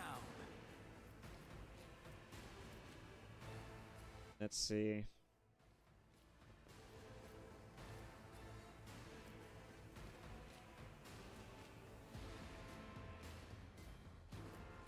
Guess we'll go ahead and leave it there. Maybe. Rather end the combat encounters quickly. You know what, we'll do it.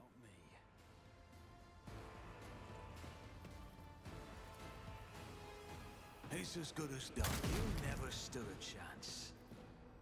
Alright. That works. Alright, and with that, I think we'll end his turn here. Argenta's next. Commander is there.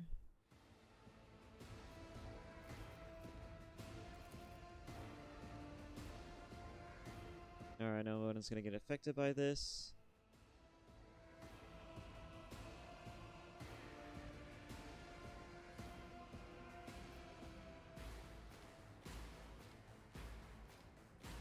As the Emperor commands, none can escape the Emperor's judgment.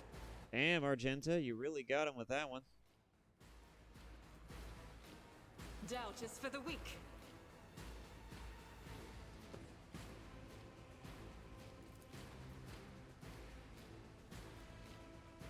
Oh, there's more coming now.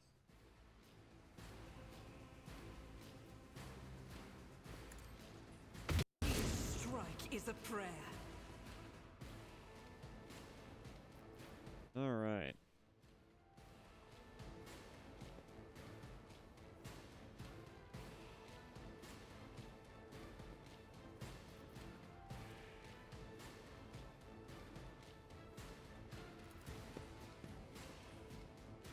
Moving out. Oh, there's enemies behind us now, too. Well, that seems like a good excuse to move Heinrichs over here, then.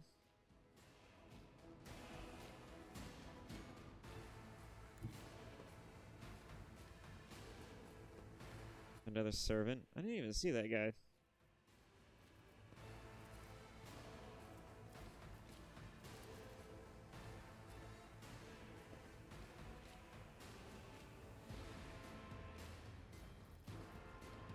Let's see. I'll have him charge this guy, because why not?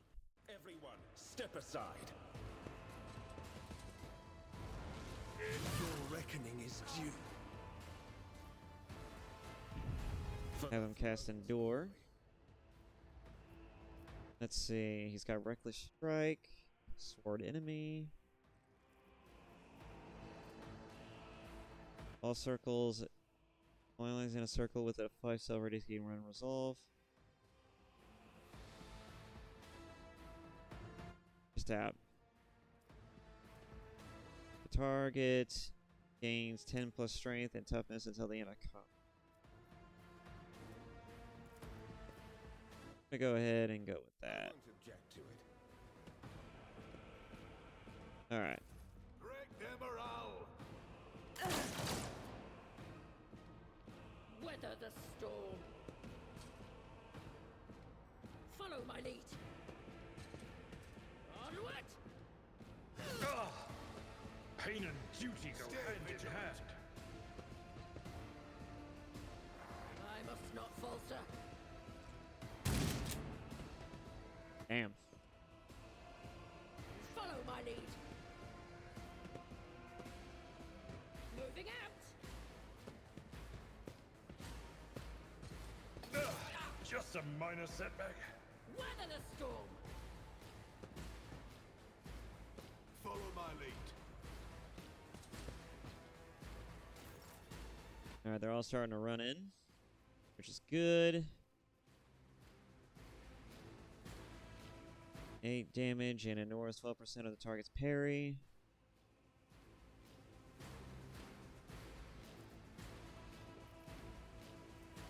Victory is imminent.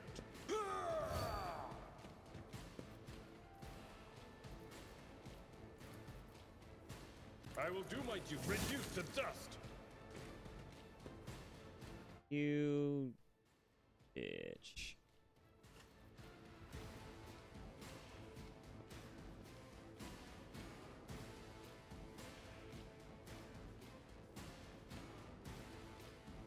At your beck and call.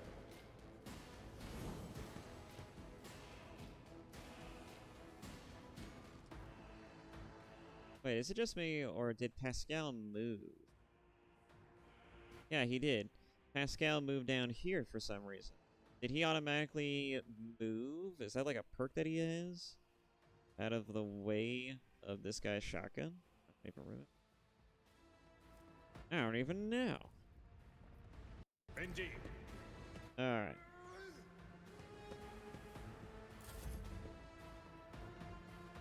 Alright, Cabela, do what you usually do, which is just absolutely devastate things.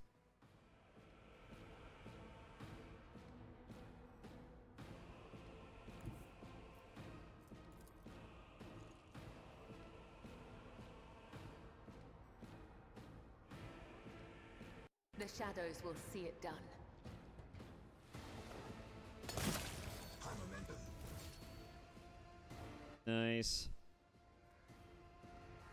Now let's see. Oath of Vengeance. Cost 12 wounds to use. The Blade Dancer selects an ally until the end of combat. Attacks made by the Blade Dancer against enemy buff have already attacked that ally gain 16% critical hit chance and 30% critical damage. Sounds useful.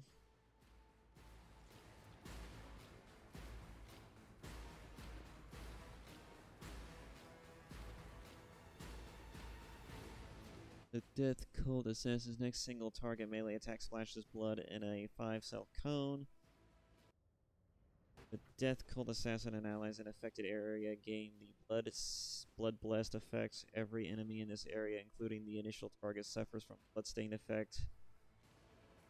Both effects last for 2 rounds.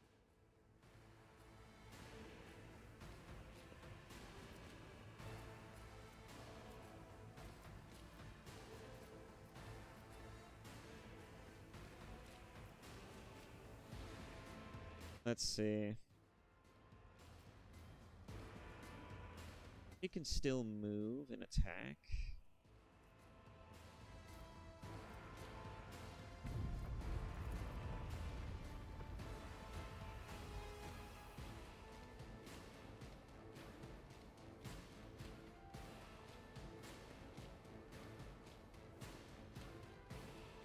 How likely is that to hit? It doesn't really say.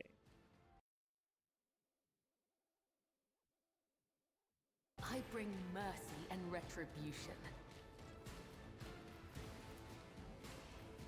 Just says it will happen.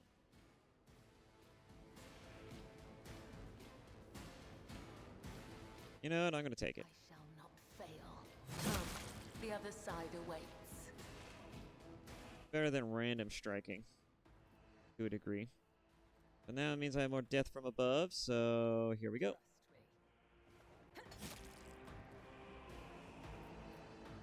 As honor ordained. God, that is so useful. Look at this. Cabela just single-handedly one-guide this entire group of assholes. She literally came in and saw in just one guide the entire group of assholes over here. It's fucking ridiculous, but I love it. Sadly, she cannot acrobatic artistry her way to where she was before, so she's kind of stuck there. But my god, was that brilliant. Alright. Unless I have her use her heroic ability, but I'm not going to have her use that. I'll just have her move here, and then we'll end her turn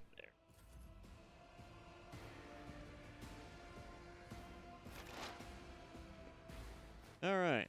Pascal's turn.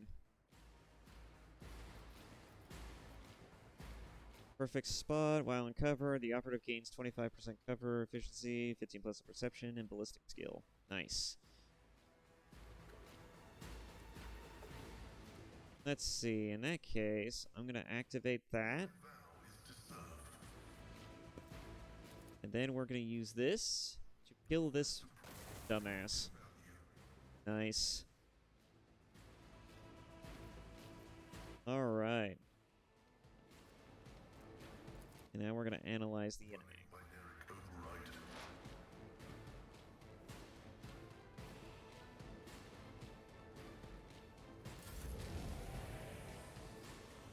Oh boy, it's my character's turn now. 95% chance to hit. Sounds great. How about this pistol? Yeah, it figures.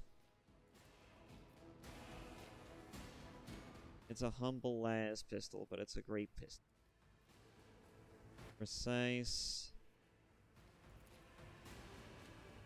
More likely to hit, but it's still going to do 6 by 8, which is not great.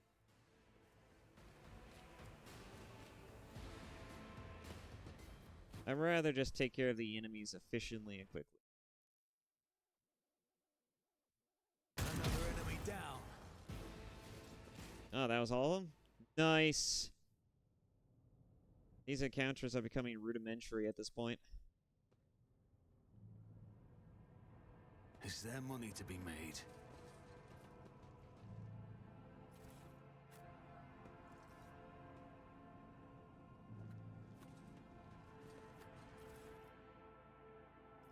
Jesus Christ, that's a lot of armor.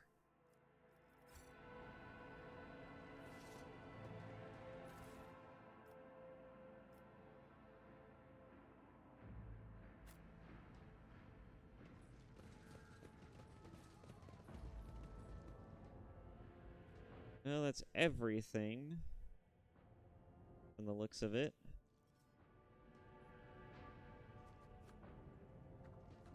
Oh yeah, I should probably start using this more too. The amount of times I've probably been walking by shit without realizing. Hey look, there's some lore here. That must be the Lady Cassia. The Lady Navigator statue looks pristine and new.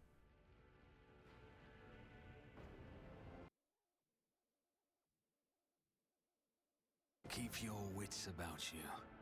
Intercepted conversation between security officers. Tremendous honor, yes, but this promotion will transfer the entire squad to the child's personal guard. But the God Emperor will, well, you are a strapping lad. You will probably make it for a cycle or 3. It has worn down better men than me. What even is the point of your brains? Turn into mush? I may rip out my eyes like Amos did, but at best I'll just go bonkers like that little shit stain that kept stealing heart. But what happened to that one? Threw himself out of the depressurized chamber because of some voices told him to. Interesting.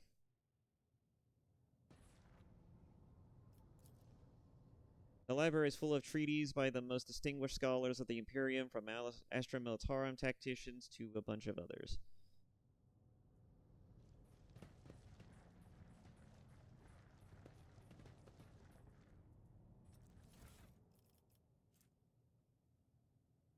Pontius Cyphus Galassius on the training of worthy servants of the court of the Novus Nobilite.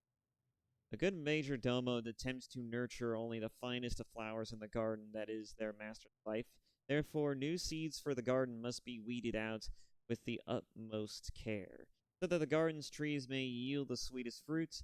The lessons below will help you separate the precious seeds from the vile thorns to cultivate the perfect garden for any lady navigator. Lesson 1. A faithful servant always makes sure their mistress's rooms and garments are clean.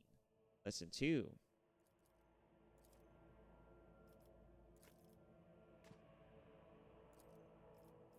Because apparently I need to open this. Lesson 2. A faithful servant will never offer their mistress the same dress presented early in the cycle. Lesson 3. A faithful servant offers their mistress a glass of fresh water upon waking. Lesson 4. A faithful servant tastes each dish and every drink before serving it to their mistress. Lesson 5. A faithful servant will have mastered the art of styling their mistress's hair. The total time that 5 servants can spend on arranging their mistress's coiffure should not exceed 3 revolutions of the chronometer.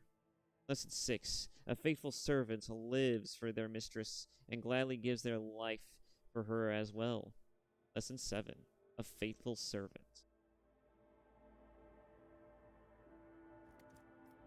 A lot of interesting things. A lot of interesting stories to be had here. Let's see. Threw himself out of the depressurized chamber because of some voice that told him to. Calm down, Keeper Felix, said the squad. Will not have to serve the child for long. He even gave us a little leeway. Unlike that fish-eyed, be quiet. He might hear you. Well, you know what I mean. He almost busted our heads because someone forgot to check the catering unit. We haven't let in a single outsider in over 10 years, but Keeper Theobald keeps finding things to fret over. Imagine shrieking if he finds out Keeper Felix didn't make us inspect the Hainer after Lord Winterscale, most recent visit. Throne forbid. I tried to steer clear of the squabbles among the Highborn. Some of Keeper Felix's orders make little sense, like the last time he commanded that we cut off communications with Rykod Minors for a while. Why would he do that? Looks like he grew tired of the Winterscale and Scion's visits. Well, it's always a pleasure to aid Keeper Felix. That's right. If the Highborn have grown tired of each other, let them deal with it. Yeah, I feel like Felix is not exactly who he says he is. I feel like he's engaging in some serious fuck shit. He's engaging in some serious shenanigans. The data crypt carries an inscription on its feet casing, H40KO.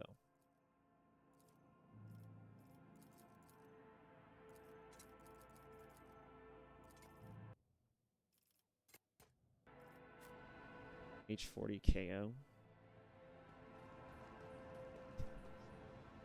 It's very close to HK47. I like Star Wars: The Republic. Statue by the famous Calaxian sculptor and chronicler Zacharias Vernon the Magnificent. 23rd year of this millennium. Interesting. Door down here. I'm gonna go this way next. I think this way might be the way. A Lord Captain who graces the freight line with visits and speaks to the lowliest of serfs? Retirement has never sounded more tempting. All it means is that he is more attentive to his subjects than Lady Theodora ever was. It is unfortunate that you should find this surprising rather than heartening.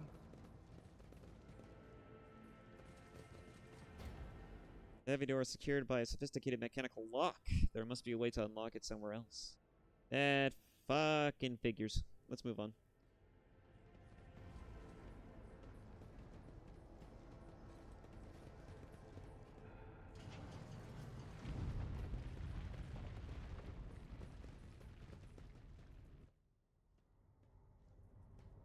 Mutant Trader.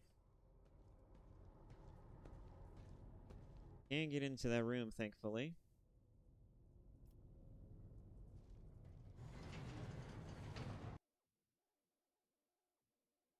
I always have a backup plan. The door here.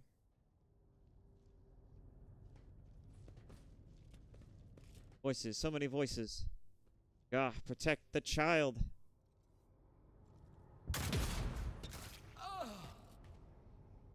Nice.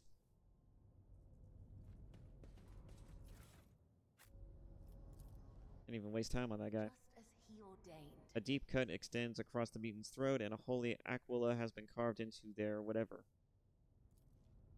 Carved into their forehead. Traitors are often executed this way.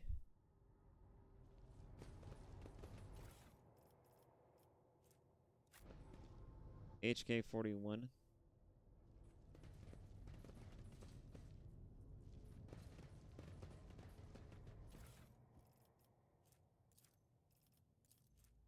Keeper Theobald graciously agreed to provide samples of his skin growth so we could study the influence of the rebellious immaterium on the flesh of the novice Nobilite.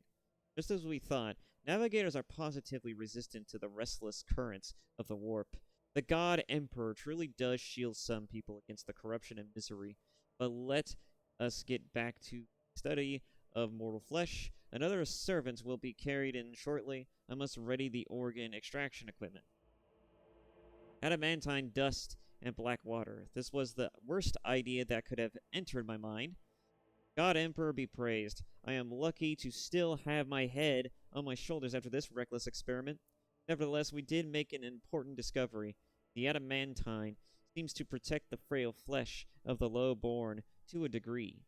Having said that, not even the macerator can handle its temper. So we should probably introduce a more complex compound into the formula. All of the data related to the experiment were recorded to data crypt K040H. I will get back to them later once I am done with experiment H41OK. Okay. Have I mentioned that the chunk of meteorite found by Keeper Felix subjects is completely useless? Although its shiny granules could be used to make new paints for the child, yes, I think I'm going to do exactly that. Interesting. They're conducting research here, among other things. All kinds of things going. Anyways, I will be right back one second. Okay, sorry about that brief cutaway. I had to go and eat because food was ready. Now people have to eat. All right.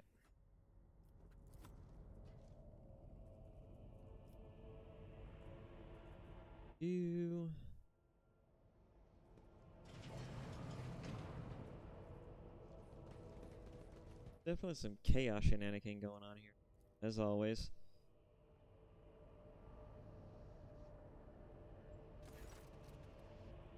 The cogitator's vid screen is covered in cracks and stained with dried blood.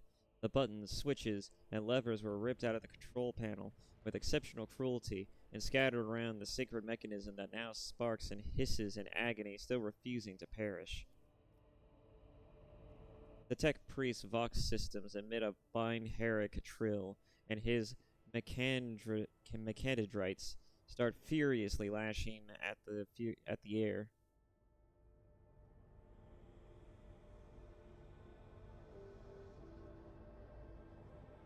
I am recording blasphemy. The person found guilty of such cruelty to a noble mechanism must be sentenced to immediate destruction. Awaken the cogitator, step away from the cogitator. Awaken the cogitator.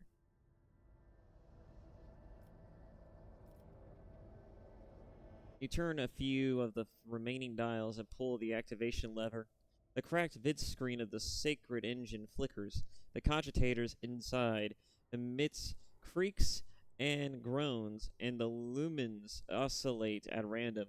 It takes a while, but eventually the machine's spirits do grant you access to the cogitator systems. Request data on the station's navigators. After a brief pause, the data appears on the vid screen. Bellic Orcelio, location, main hall, status alive. Theobald Orcelio, location, upper chamber, status alive. Calamira Orcelio, location, upper chambers, deceased. Alexius Orcelio, location, lower level, status deceased. Rasmus Estevan Orcelio, location unknown, status deceased. The Child, location, upper chambers, biometric perimeters, rapid heartbeat, elevated body temperature, stress levels exceed the permissible limit, status unknown error. Attention, calming procedures advised. Attention, upper chambers inaccessible. Error, the control rod is not present. If the rod has been misplaced, immediately contact the station keeper or the Navis Laboratorum custodian. The Child is certainly an interesting dilemma here, because I don't know what they're referring to as the Child and also what the Child is, but we're about to find out. The archive data stored on the cogitator's local data crypt is partially corrupted, but you still manage to access the residual logs for examination. View Vox Report 12AH890. Vox recording hisses for some time before you hear a voice. This is Officer A282. Do you copy? Several generators overheated on the lower levels. Chambers A to D are underpowered. The tech priest crew sent to investigate the problem is not responding. Requesting back. The officer's speech is interrupted by shouting and the recording abruptly ending. Officer H123 is speaking. 200 servants have perished due to explosive decompression of the living quarters. We've located traces of mechanical interference. The preliminary cause is officer sabotage. Crews 5, 6, and 9 are cut off from the main compartment. We have enough oxygen for 20 minutes. May the Emperor save our souls. Senior station officers, this is the captain speaking. We attempted to contact the Winter Scale Scion for help, but something is jamming the signal. We never received a reply and cannot be sure it was even sent in the first place. A rescue team is not coming. We are on our own, so remain vigilant. Anyone could be a traitor. You hear me? Anyone. You are in doubt? Shoot to kill. The following Vox recordings are too badly distorted to make out even a single word. Examine the recent entries of the incident log. Report X880 originator. Classified date. Classified. Classified date classified. The servants close to the Child have started butchering one another again. An order came from above to have the remains reprocessed. Report X886 originator. Classified date classified. The negotiations with the Winter Scales were a success. A new batch of servants will arrive in 10 moons. Escort them to the laboratory at once. It is imperative that we increase the new retainers. Resistance to the Child's power. Report X891. Originator classified, date classified. Data expunged. Wonderful. Examine the station's docking log. The log is almost completely corrupted, but you managed to recover the latest entry. Identity confirmed. Regent Aranto Orcelio. Date of visit, classified. Reason for visit, classified. Date of departure, classified. Examine security and support logs. The yellow lights above the control panel flicker to life and a singular repeating message streams down the vid screen. Warning! Damage in technical compartments A12, B3, D8, and H24. Detected. Warning. Living quarters L10, L16, and L28. Depressurized. Warning. Unable to access the station's docking system. Warning. Energy regulation system. Unknown error. The station will transfer over to emergency power. Immediate evacuation of the facility is advised. Warning. Pascal casts a brief glance at the vid screen and speaks dryly. The imminent demise of this void station is affirmed. The damage to its core infrastructure has reached critical mass, at which point further degradation has commenced in a cascading configuration. View the encrypted data. Something buzzes in the cogitator's metallic gut. Several red lumens light up above the vid screen. Required access level, security. Captain or above. Current access level, senior security officer. Break through the machine's guardian defenses. Test succeeded. You easily bypassed the restrictions imposed on the sacred machine. The cogitator's overloaded processors were unhappily. Most of the encrypted data has been wiped. You find traces of the Purge protocol. Recovery is impossible, but a list of most recent commands have been embedded in the machine's spirit's consciousness. Now flits across the screen in a single creeping line. Child, delete, picked, flow, disable, access code, and annul station controls, delete, activate shuttle, self-destruct, purge command log. Interesting. Is someone trying to destroy this child thing that they're talking about? Ugh. Exploring the archives for a while longer yields a surviving excerpt from the guard captain's report mentioning that the security system had recently been reconfigured without his knowledge. His comment reads, "Only the keepers of the station have access to the life support systems, but the keeper Theobald had not left the child's side, and neither had I. Could it be that?" Return. Call Rykod Minoris for help. The system cannot carry out your command despite the eager compliance of the machine spirit. One thing is certain, the problem does not lie in the cogitator's mechanisms. Switch to the main chamber controls. The cogs within the sacred mechanism slowly start whirring and heavy grinding and clacking. This tired machine's spirit grants you access to the station controls, or at least its part that will still obey the cogitator. Open all doors on the level. The cogitator vid screen goes dark, as if the machine's spirits had fled their mechanical casket, but your assumption is incorrect, as it fills with static just a few moments later. Barely make out an inscription amidst the flow of rapidly changing symbols.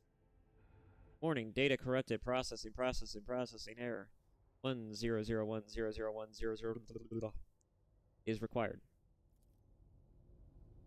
Pascal's Vox systems emit a binaric trill. The spirits of the sacred machine require special purification rituals in order to restore utilization of the lingua more familiar to the citizens of the Imperium. Requesting access to the device.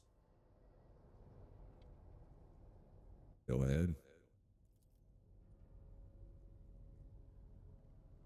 Pascal's fingers drum out a resonant crescendo on the control panel as his mechandrites remove the metal cover and the data cord slides into the machine's innards. The cogitator's body starts crackling with electrical impulse, and the tech priest nods with satisfaction. A few minutes later, Pascal raises his hands above the machine, chants a brief litany only he can understand, and pushes the surviving stump of one of the levers.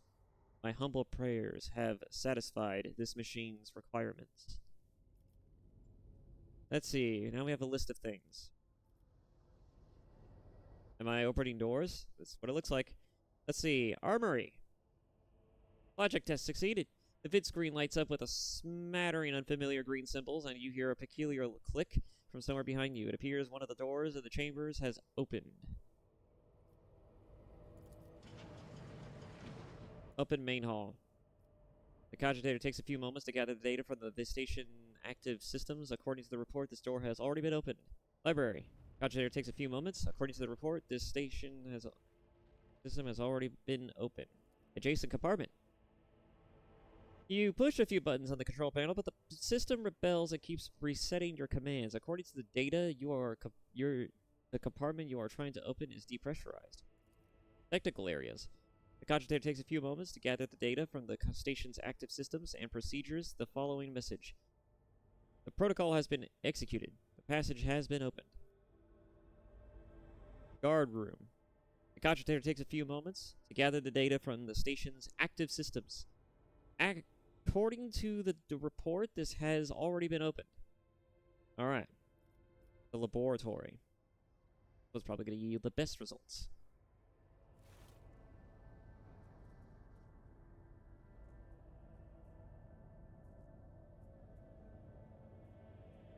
I see, so that big door is the laboratory.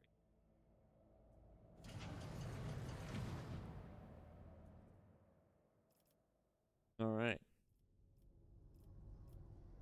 Returns to the list of commands. Main elevator controls. A few manipulations within the switches make you realize the elevator to the upper chambers is blocked. Activate the elevator. Processing query confirmed. Step away from the cogitator. You thank the machine spirits and reset the operator program. We did it. We managed to get through all of that technical jargon and hogwash. Now then, let's see what's in this room. Let's see. The machine god grants me insight.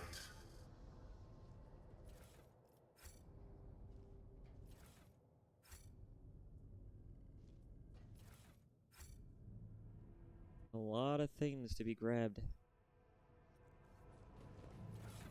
We have gathered quite the ensemble of it.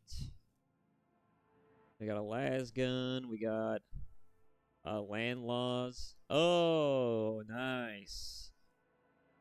Ah, it's a sniper rifle. That's a las gun. Nice. As someone who's formerly from the Militarum, this is like my bread and butter. Let's see here. Dodge reduction 30, additional hit chance 25%. Max ammo is 10. Better than this sniper rifle, that's for sure. I like it a lot. Taking it. Let's see here. Ripper auto pistols, las gun. Ratobi las gun.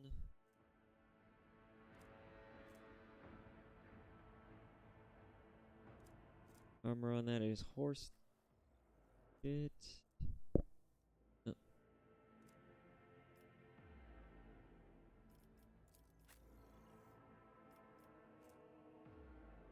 They gain temporary wounds equal to the amount of collision damage inflicted by the wearer this turn.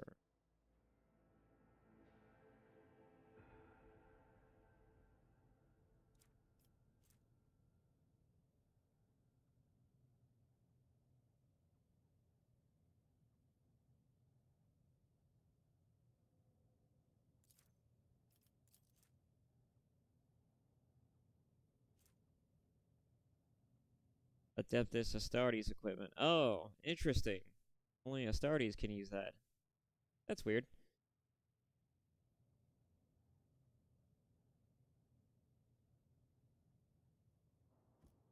Oh, I see. Yeah, that's right. I forgot that wounds were basically the blue bar, right? The blue bar does that. Shotgun. I think we're good. Good. What about you? I have not messed with this guy's force sword. Last pistol.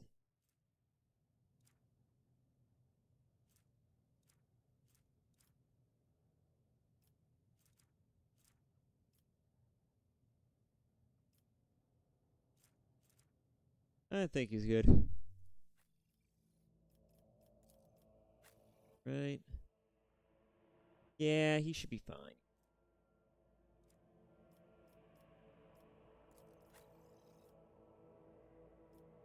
Alright, Pascal. Yeah. Oh, he can use... Oh, yeah, that's right. I forgot he can use plasma. Is Pascal the only person here trained to use plasma? I do believe he is. Though he's already got a plasma weapon. Well, he's got an energy weapon. It's an arc rifle, but still got a weapon.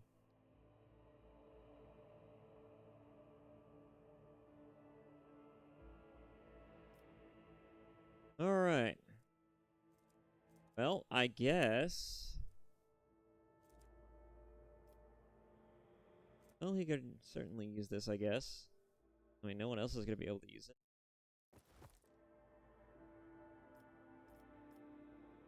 Gonna need some equipment himself.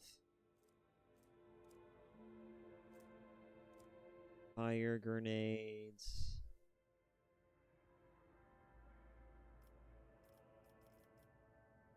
I don't think I have any boots or anything to speak of unless I go to my storage.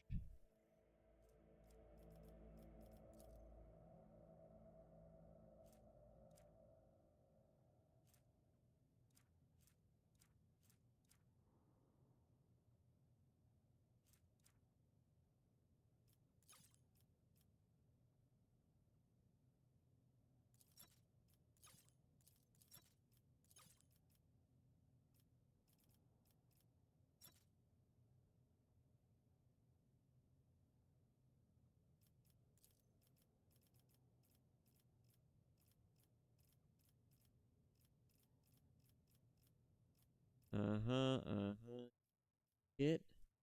Armory kit. Increase the range of officer archetype abilities by one cell. Actually, he's an officer, right? No, he's a warrior.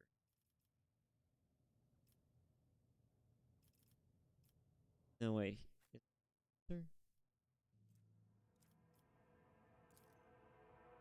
I can't even tell in this menu. Not even looking for stuff for him specifically.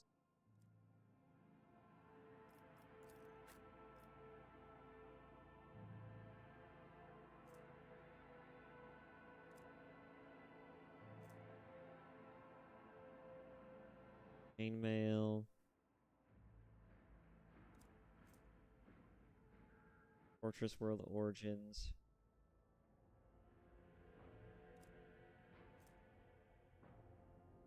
Finish all trusty carapace.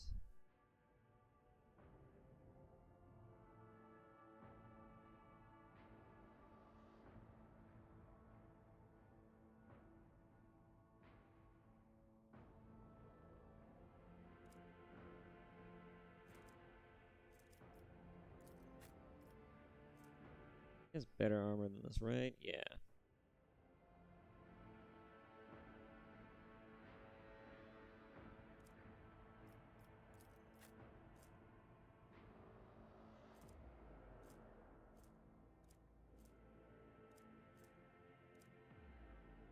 I'm not seeing any boots or nothing.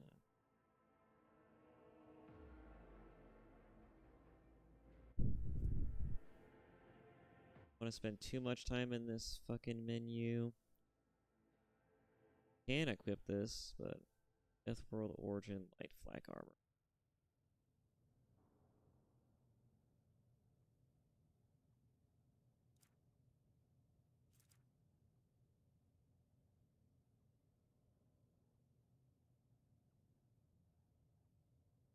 That's everything. Okay. We're good here. Let's see. In the meantime, we'll just throw everything into cargo.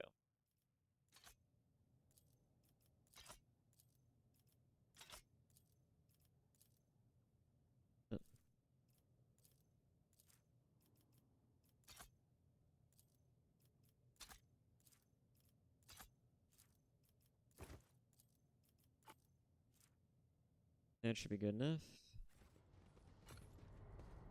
Alright, put on.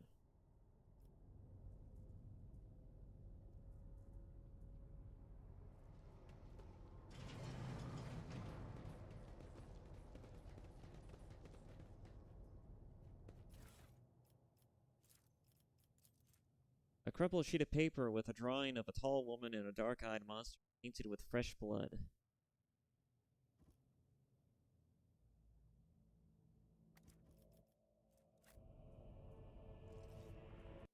I always keep my options open.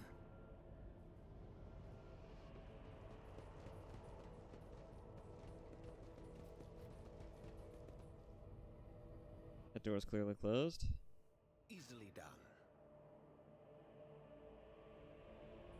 There's a corpse here. It's got a sword, a Mars pattern. Most warriors prefer swords for they provide more flexibility. Let's see, it has a 10% parry rate. Not exactly ideal.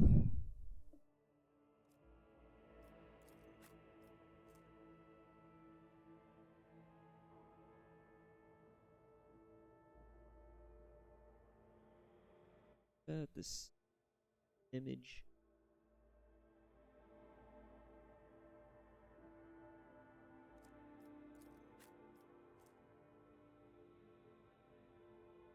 St. Bruce's chainsword.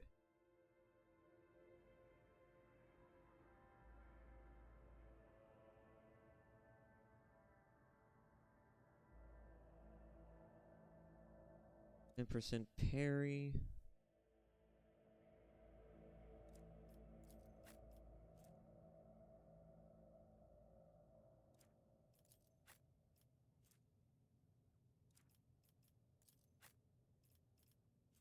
So far, he's looking like a good candidate for it. Armor penetration is 25. That's pretty, actually, for a force sword.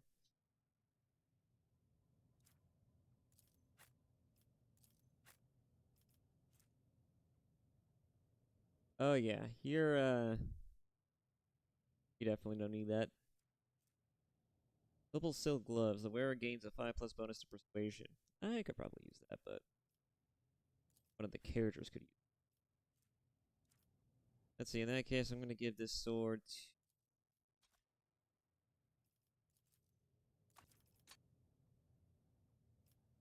Give that sword to Abelard, because he's a parry god. I mean, not really, but... He certainly parries. He parries with the best of them. Suppose I could use it as well. This sword inflicts disturbed effect on the target for rounds. If the target is attack is already suffering from a disturbed effect, the attack deals willpower and damage to the target.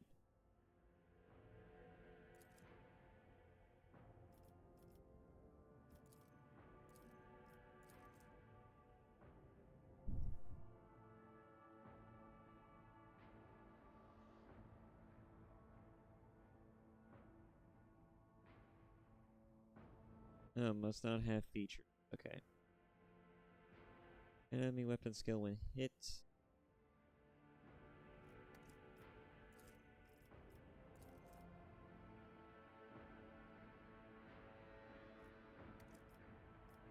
I mean...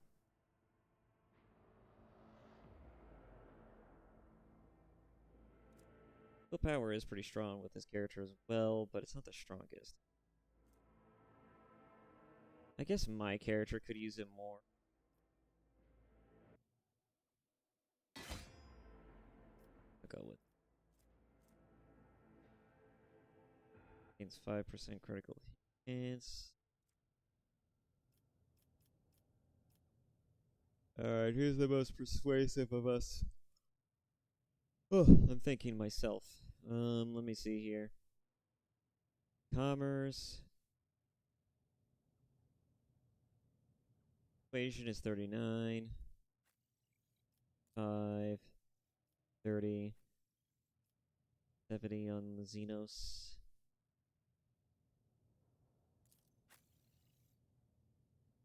Five, 30.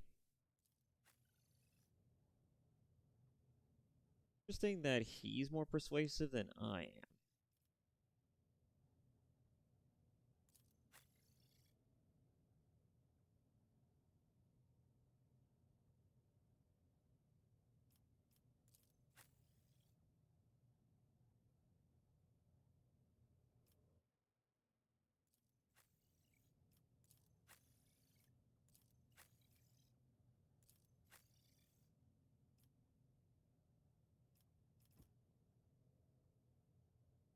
Suppose it did spec mostly into awareness.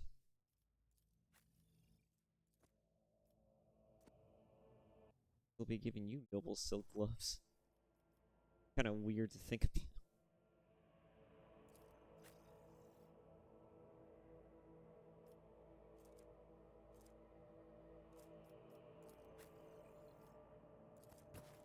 You don't have anything, we'll just give you this. Alright, move on. Rise to the top or get left in the dust.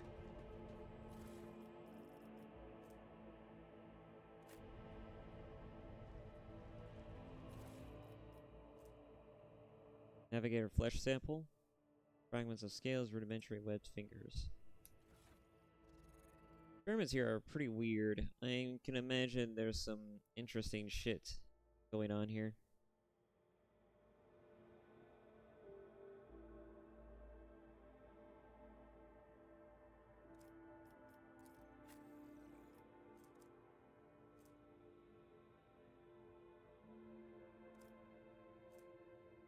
Warp lore.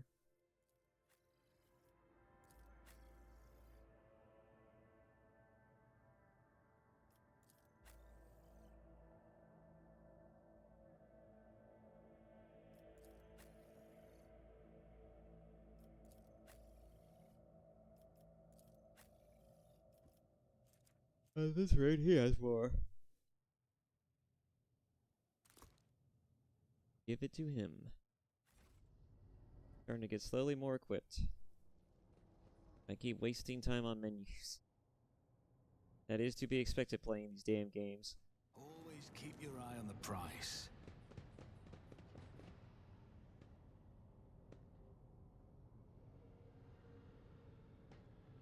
Damn. What is this?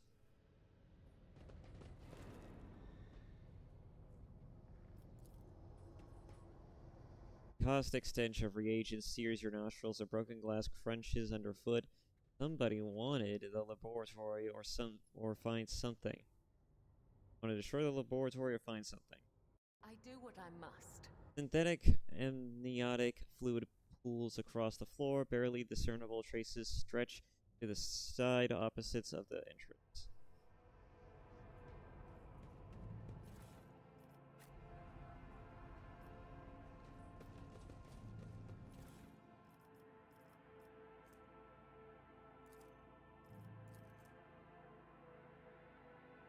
KO4OH. This is the thing. Okay, so these are recordings, apparently. I'm assuming we're going to have to find a player to play them. To unravel the mystery further in this place.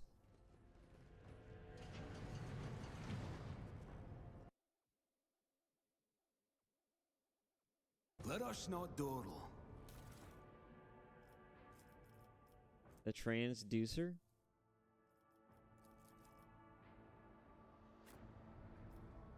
Remake the control rod. Time passed 10 minutes. Oh, the game literally passes time too. Interesting.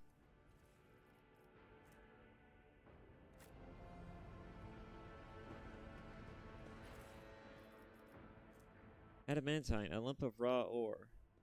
Is there money to be made?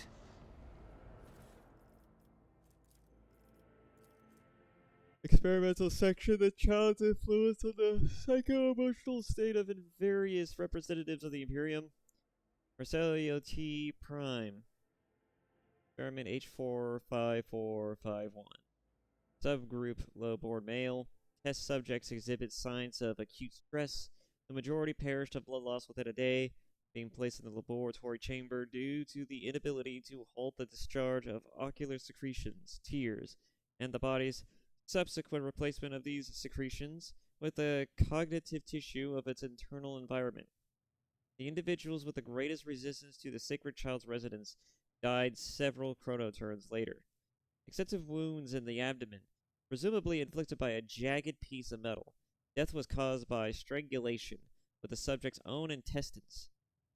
Subject's final shouts exhibit a concern over abominable tentacles and voidworms. Hallucinations prescribed to their own internal organ. They killed themselves. Okay. Test subjects died within an hour. Low-born female. The test subjects died within an hour of entering the laboratory adjacent to the child's chambers. Most had their tongues bitten off or their jaws badly dislocated. Some test subjects lacked the physical strength to separate it from the rest of the skull. Cause of death: severe head injuries caused by impacting the walls or the floor. I see. And why were they tearing at their own mouths? A subgroup: paralyzed patient who lost the ability to speak due to the shock caused by a manufactorum accident, male. Test subject noted a tingling sensation in the deteriorated tissue during Regent Oronto Orselio's visit to the child. Test subject smiled and started humming, most likely trying to carry some plebeian tune. And then attempted to address the servant who brought him food. A lengthy conversation prohibited due to the servant's lack of a tongue.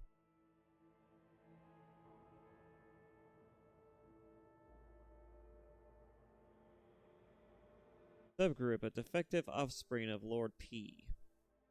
Who? Lord P. Orselio. Okay. A defective offspring, you say. Pronounced unfit for studying the high art of navigation owing to the mutation of tissues required for installation of the obligatory augmentations that merge one's consciousness with the vessel. Additionally, they display an overall feebleness of mind. Female. Test subjects mirrored the child's actions for 3 days. On the 4th day, the child became upset after hearing the news about the untimely demise of Amos Cantarelli, an officer of her personal guard. As a result, one of the test subjects peeled away several layers of tissue from her face and died from the resulting massive heart attack. What the fuck? One of the test subjects peeled away several layers of tissue from her face. The last surviving test subject was executed for attempting to contact the child. This is quite a fucked up journal.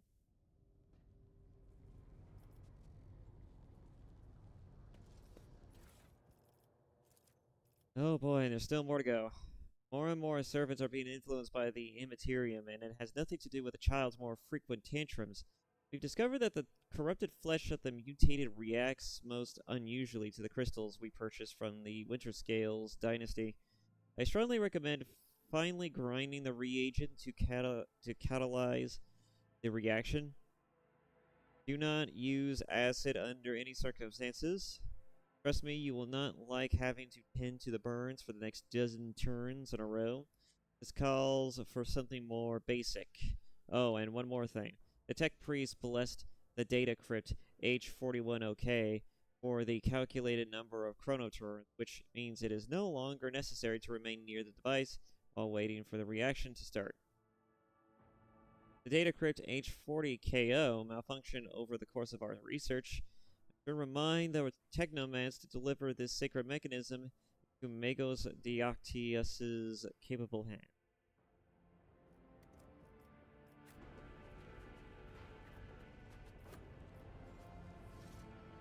Data crypt connector, tissue flask. I've been finding all this stuff, so we gotta put stuff in here.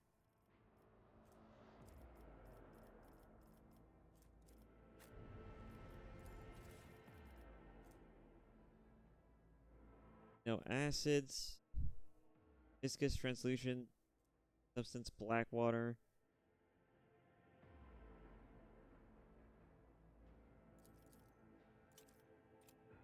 I think you gotta put black water in one of these.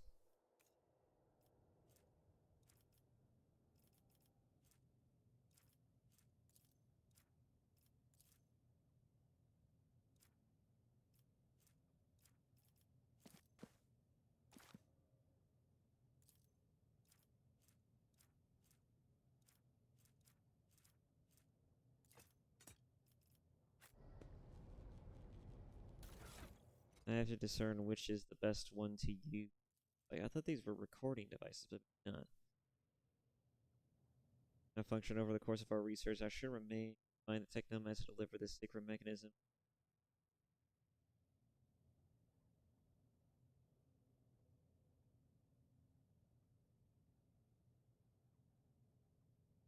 Okay, so not even this one's correct. So that's the H40, H41. So the only one is this KO4. I already put that in there.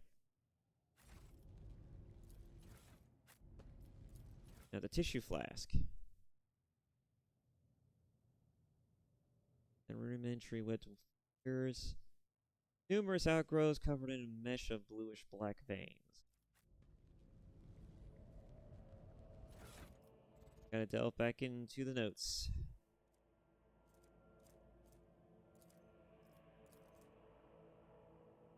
You discover that the corrupted flesh of the mutated reacts most unusually to the crystal purchased from Winter Scale Dynasty. I strongly recommend finally grind catalyze the reaction. Do not use acid. Do not use acid under any circumstances. Trust me, you will not like having to tend burns for the next dozens turns in a row.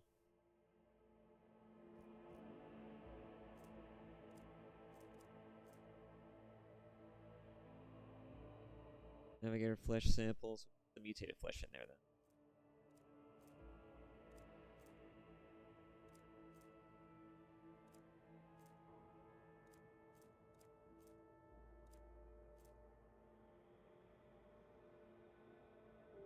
Oh.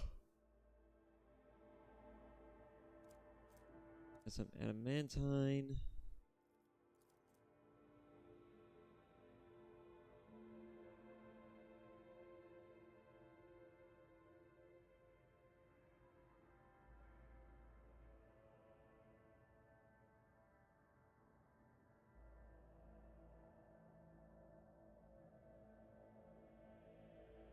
Not even the macerators and temper, so we should probably introduce a more complex compound into the formula. All of the data related to the experiment were recorded to data script KO4OH.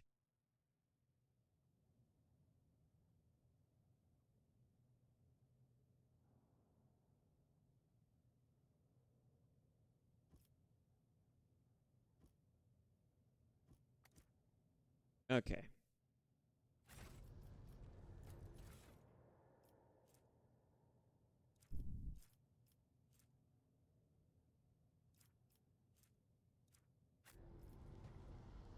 Now, one of these also mentioned that black water worked well with one of these, right?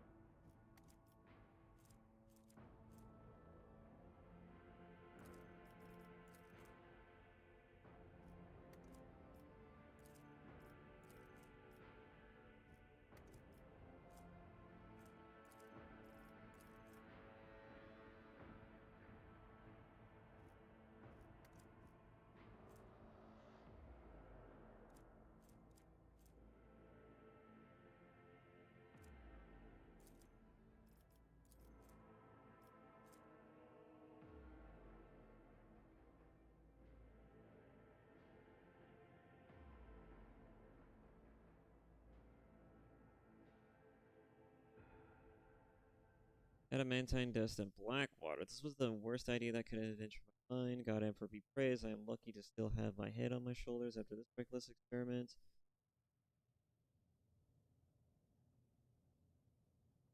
We did make an important discovery. The adamantine seems to protect the frail flesh of the lowborn to a degree. Having said that, not even the... Okay, so we need to use not black water then. We need to use a different thing. We need to use... Let's try biogel. Alright, we got everything set. Faded flesh.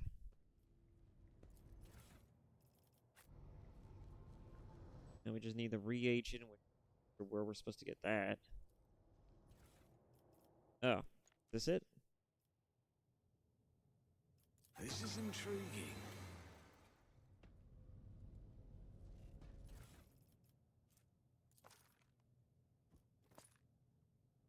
Adamantine dust.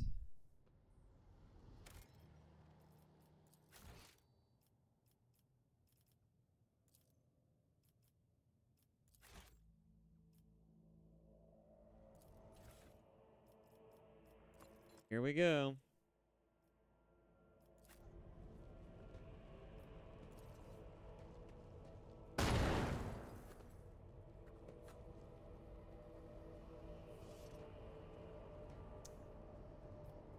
Assuming that was not the correct course of action. Let's try that again.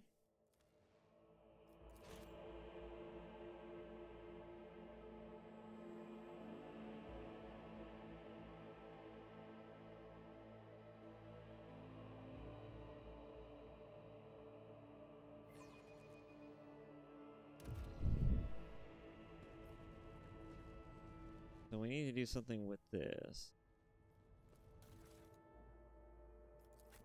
Alright, let's see here. Biogel didn't work. Don't want to use acid.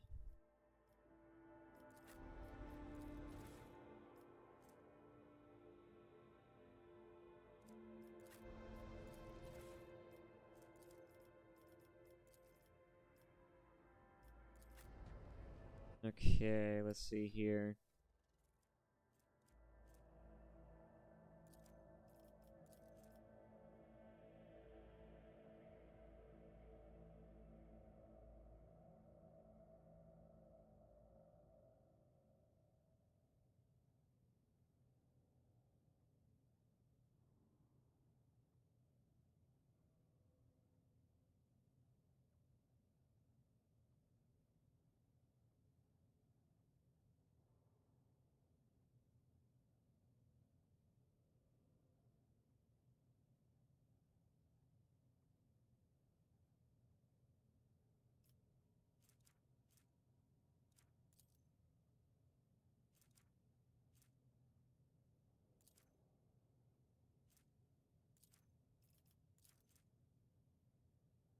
Alright, samples of his skin growth so we could study the inflammatory materium.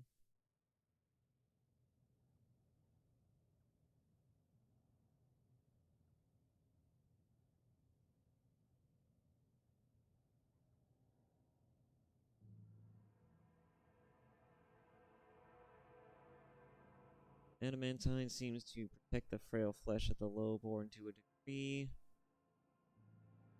But then not even the macerated can handle tempers, so...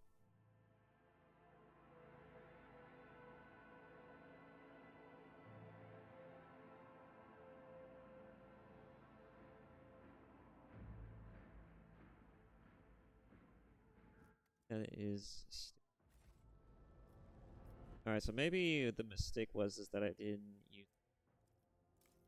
Let's see.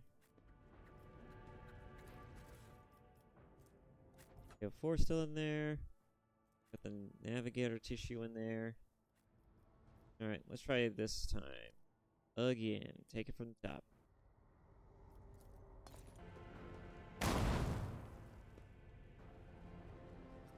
Damn it. You remember my luck from last time when I did this, when I just happened to guess the correct sequence of, like, questions in order to unlock a door? Well, that luck did not return for this playthrough.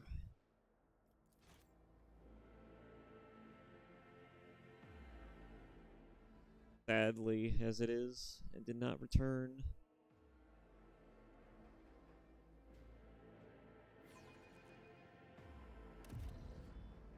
I don't even know if this is important, but I think I'll go a long way in helping the situation, maybe? We'll see.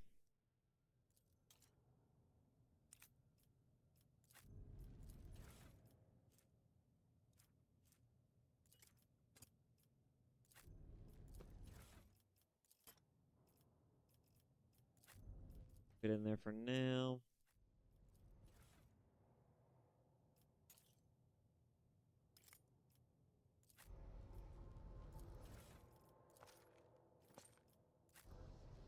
Making small changes in increments here and there. Okay, that did not work either.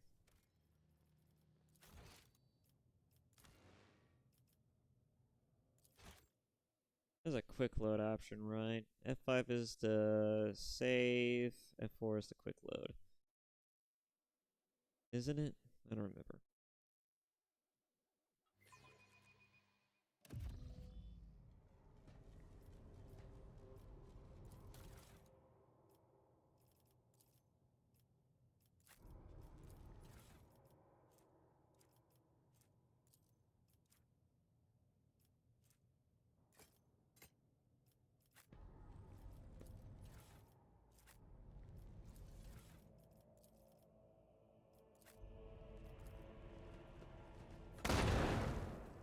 Damn it.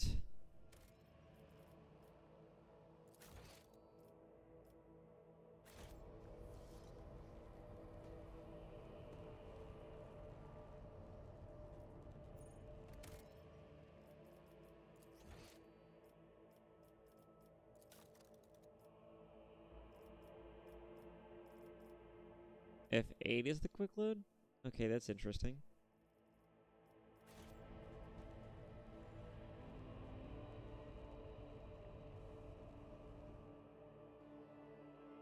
Ah.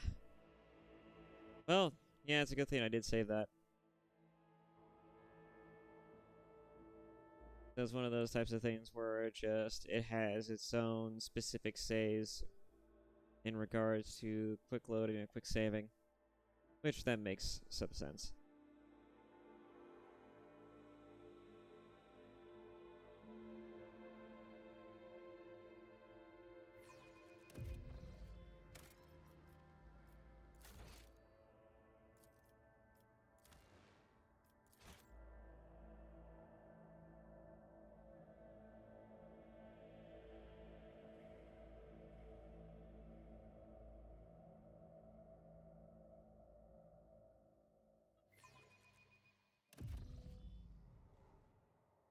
Alright.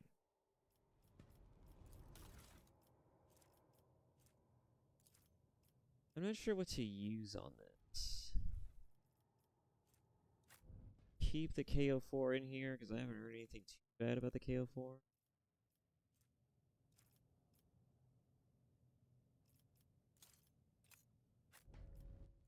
Negative of the biogel eye.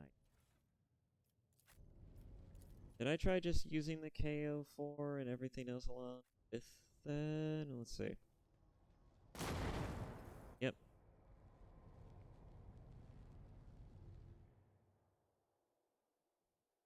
I'm gonna figure it out. I don't think it's imperative that I get this, but figuring it out.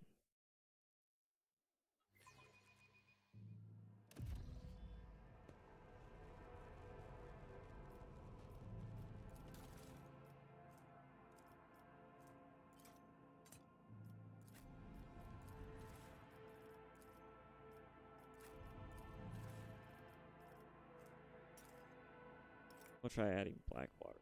See what happens.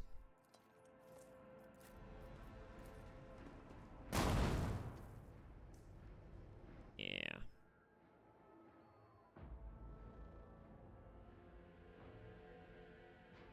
So they went through a whole process, but it's only like a snippets of the process. They made observations, but not exactly sure what would be the proper sequence.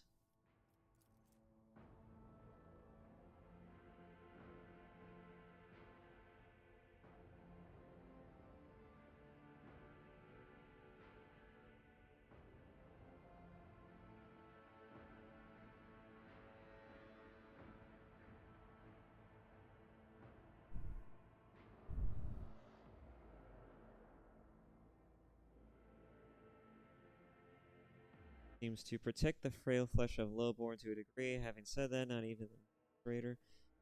And its temper, so we should probably introduce a more complex compound into the formula. All the data related to the experiment were recorded to data KO4.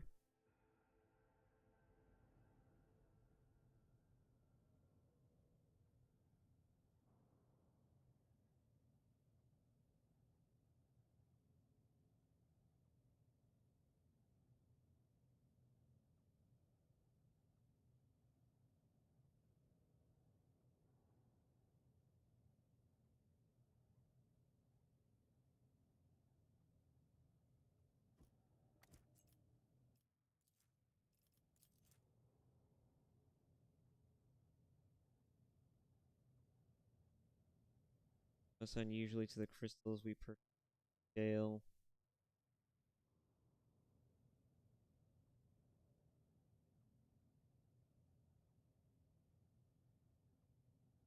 So we can't use acid. Cannot use black water. So that only leaves us with biogel, but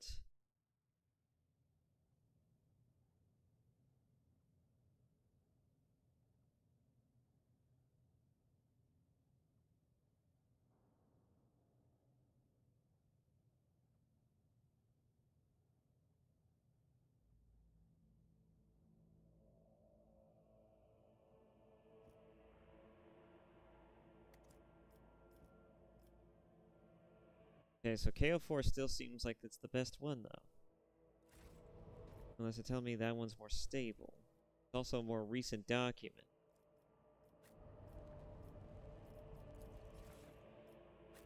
So we got the agents, we got the data crypt, and we got the tissue.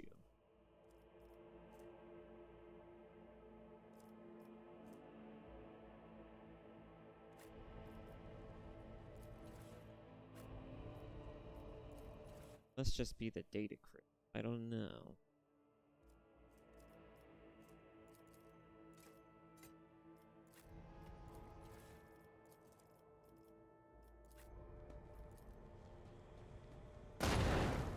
Damn it. Maybe I'm just stupid.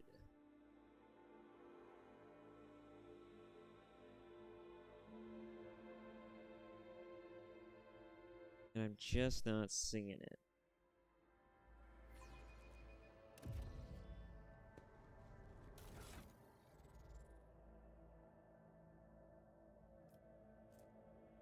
Specifically states that KO4 has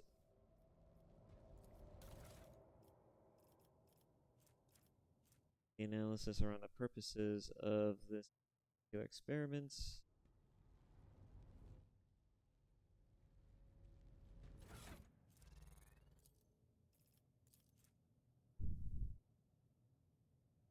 Let's see, if H41K calculated the number of chronoturns, then KO4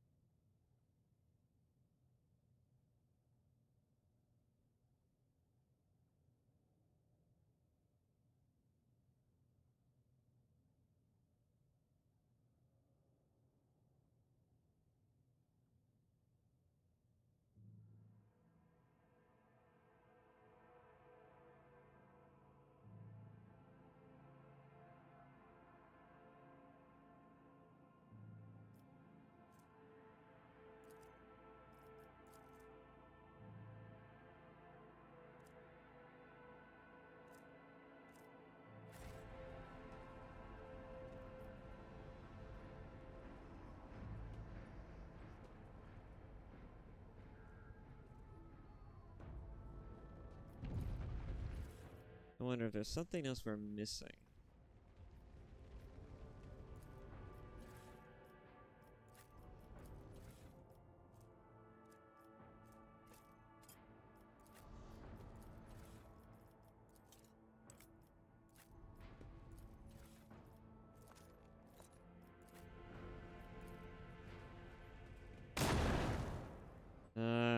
Damn it.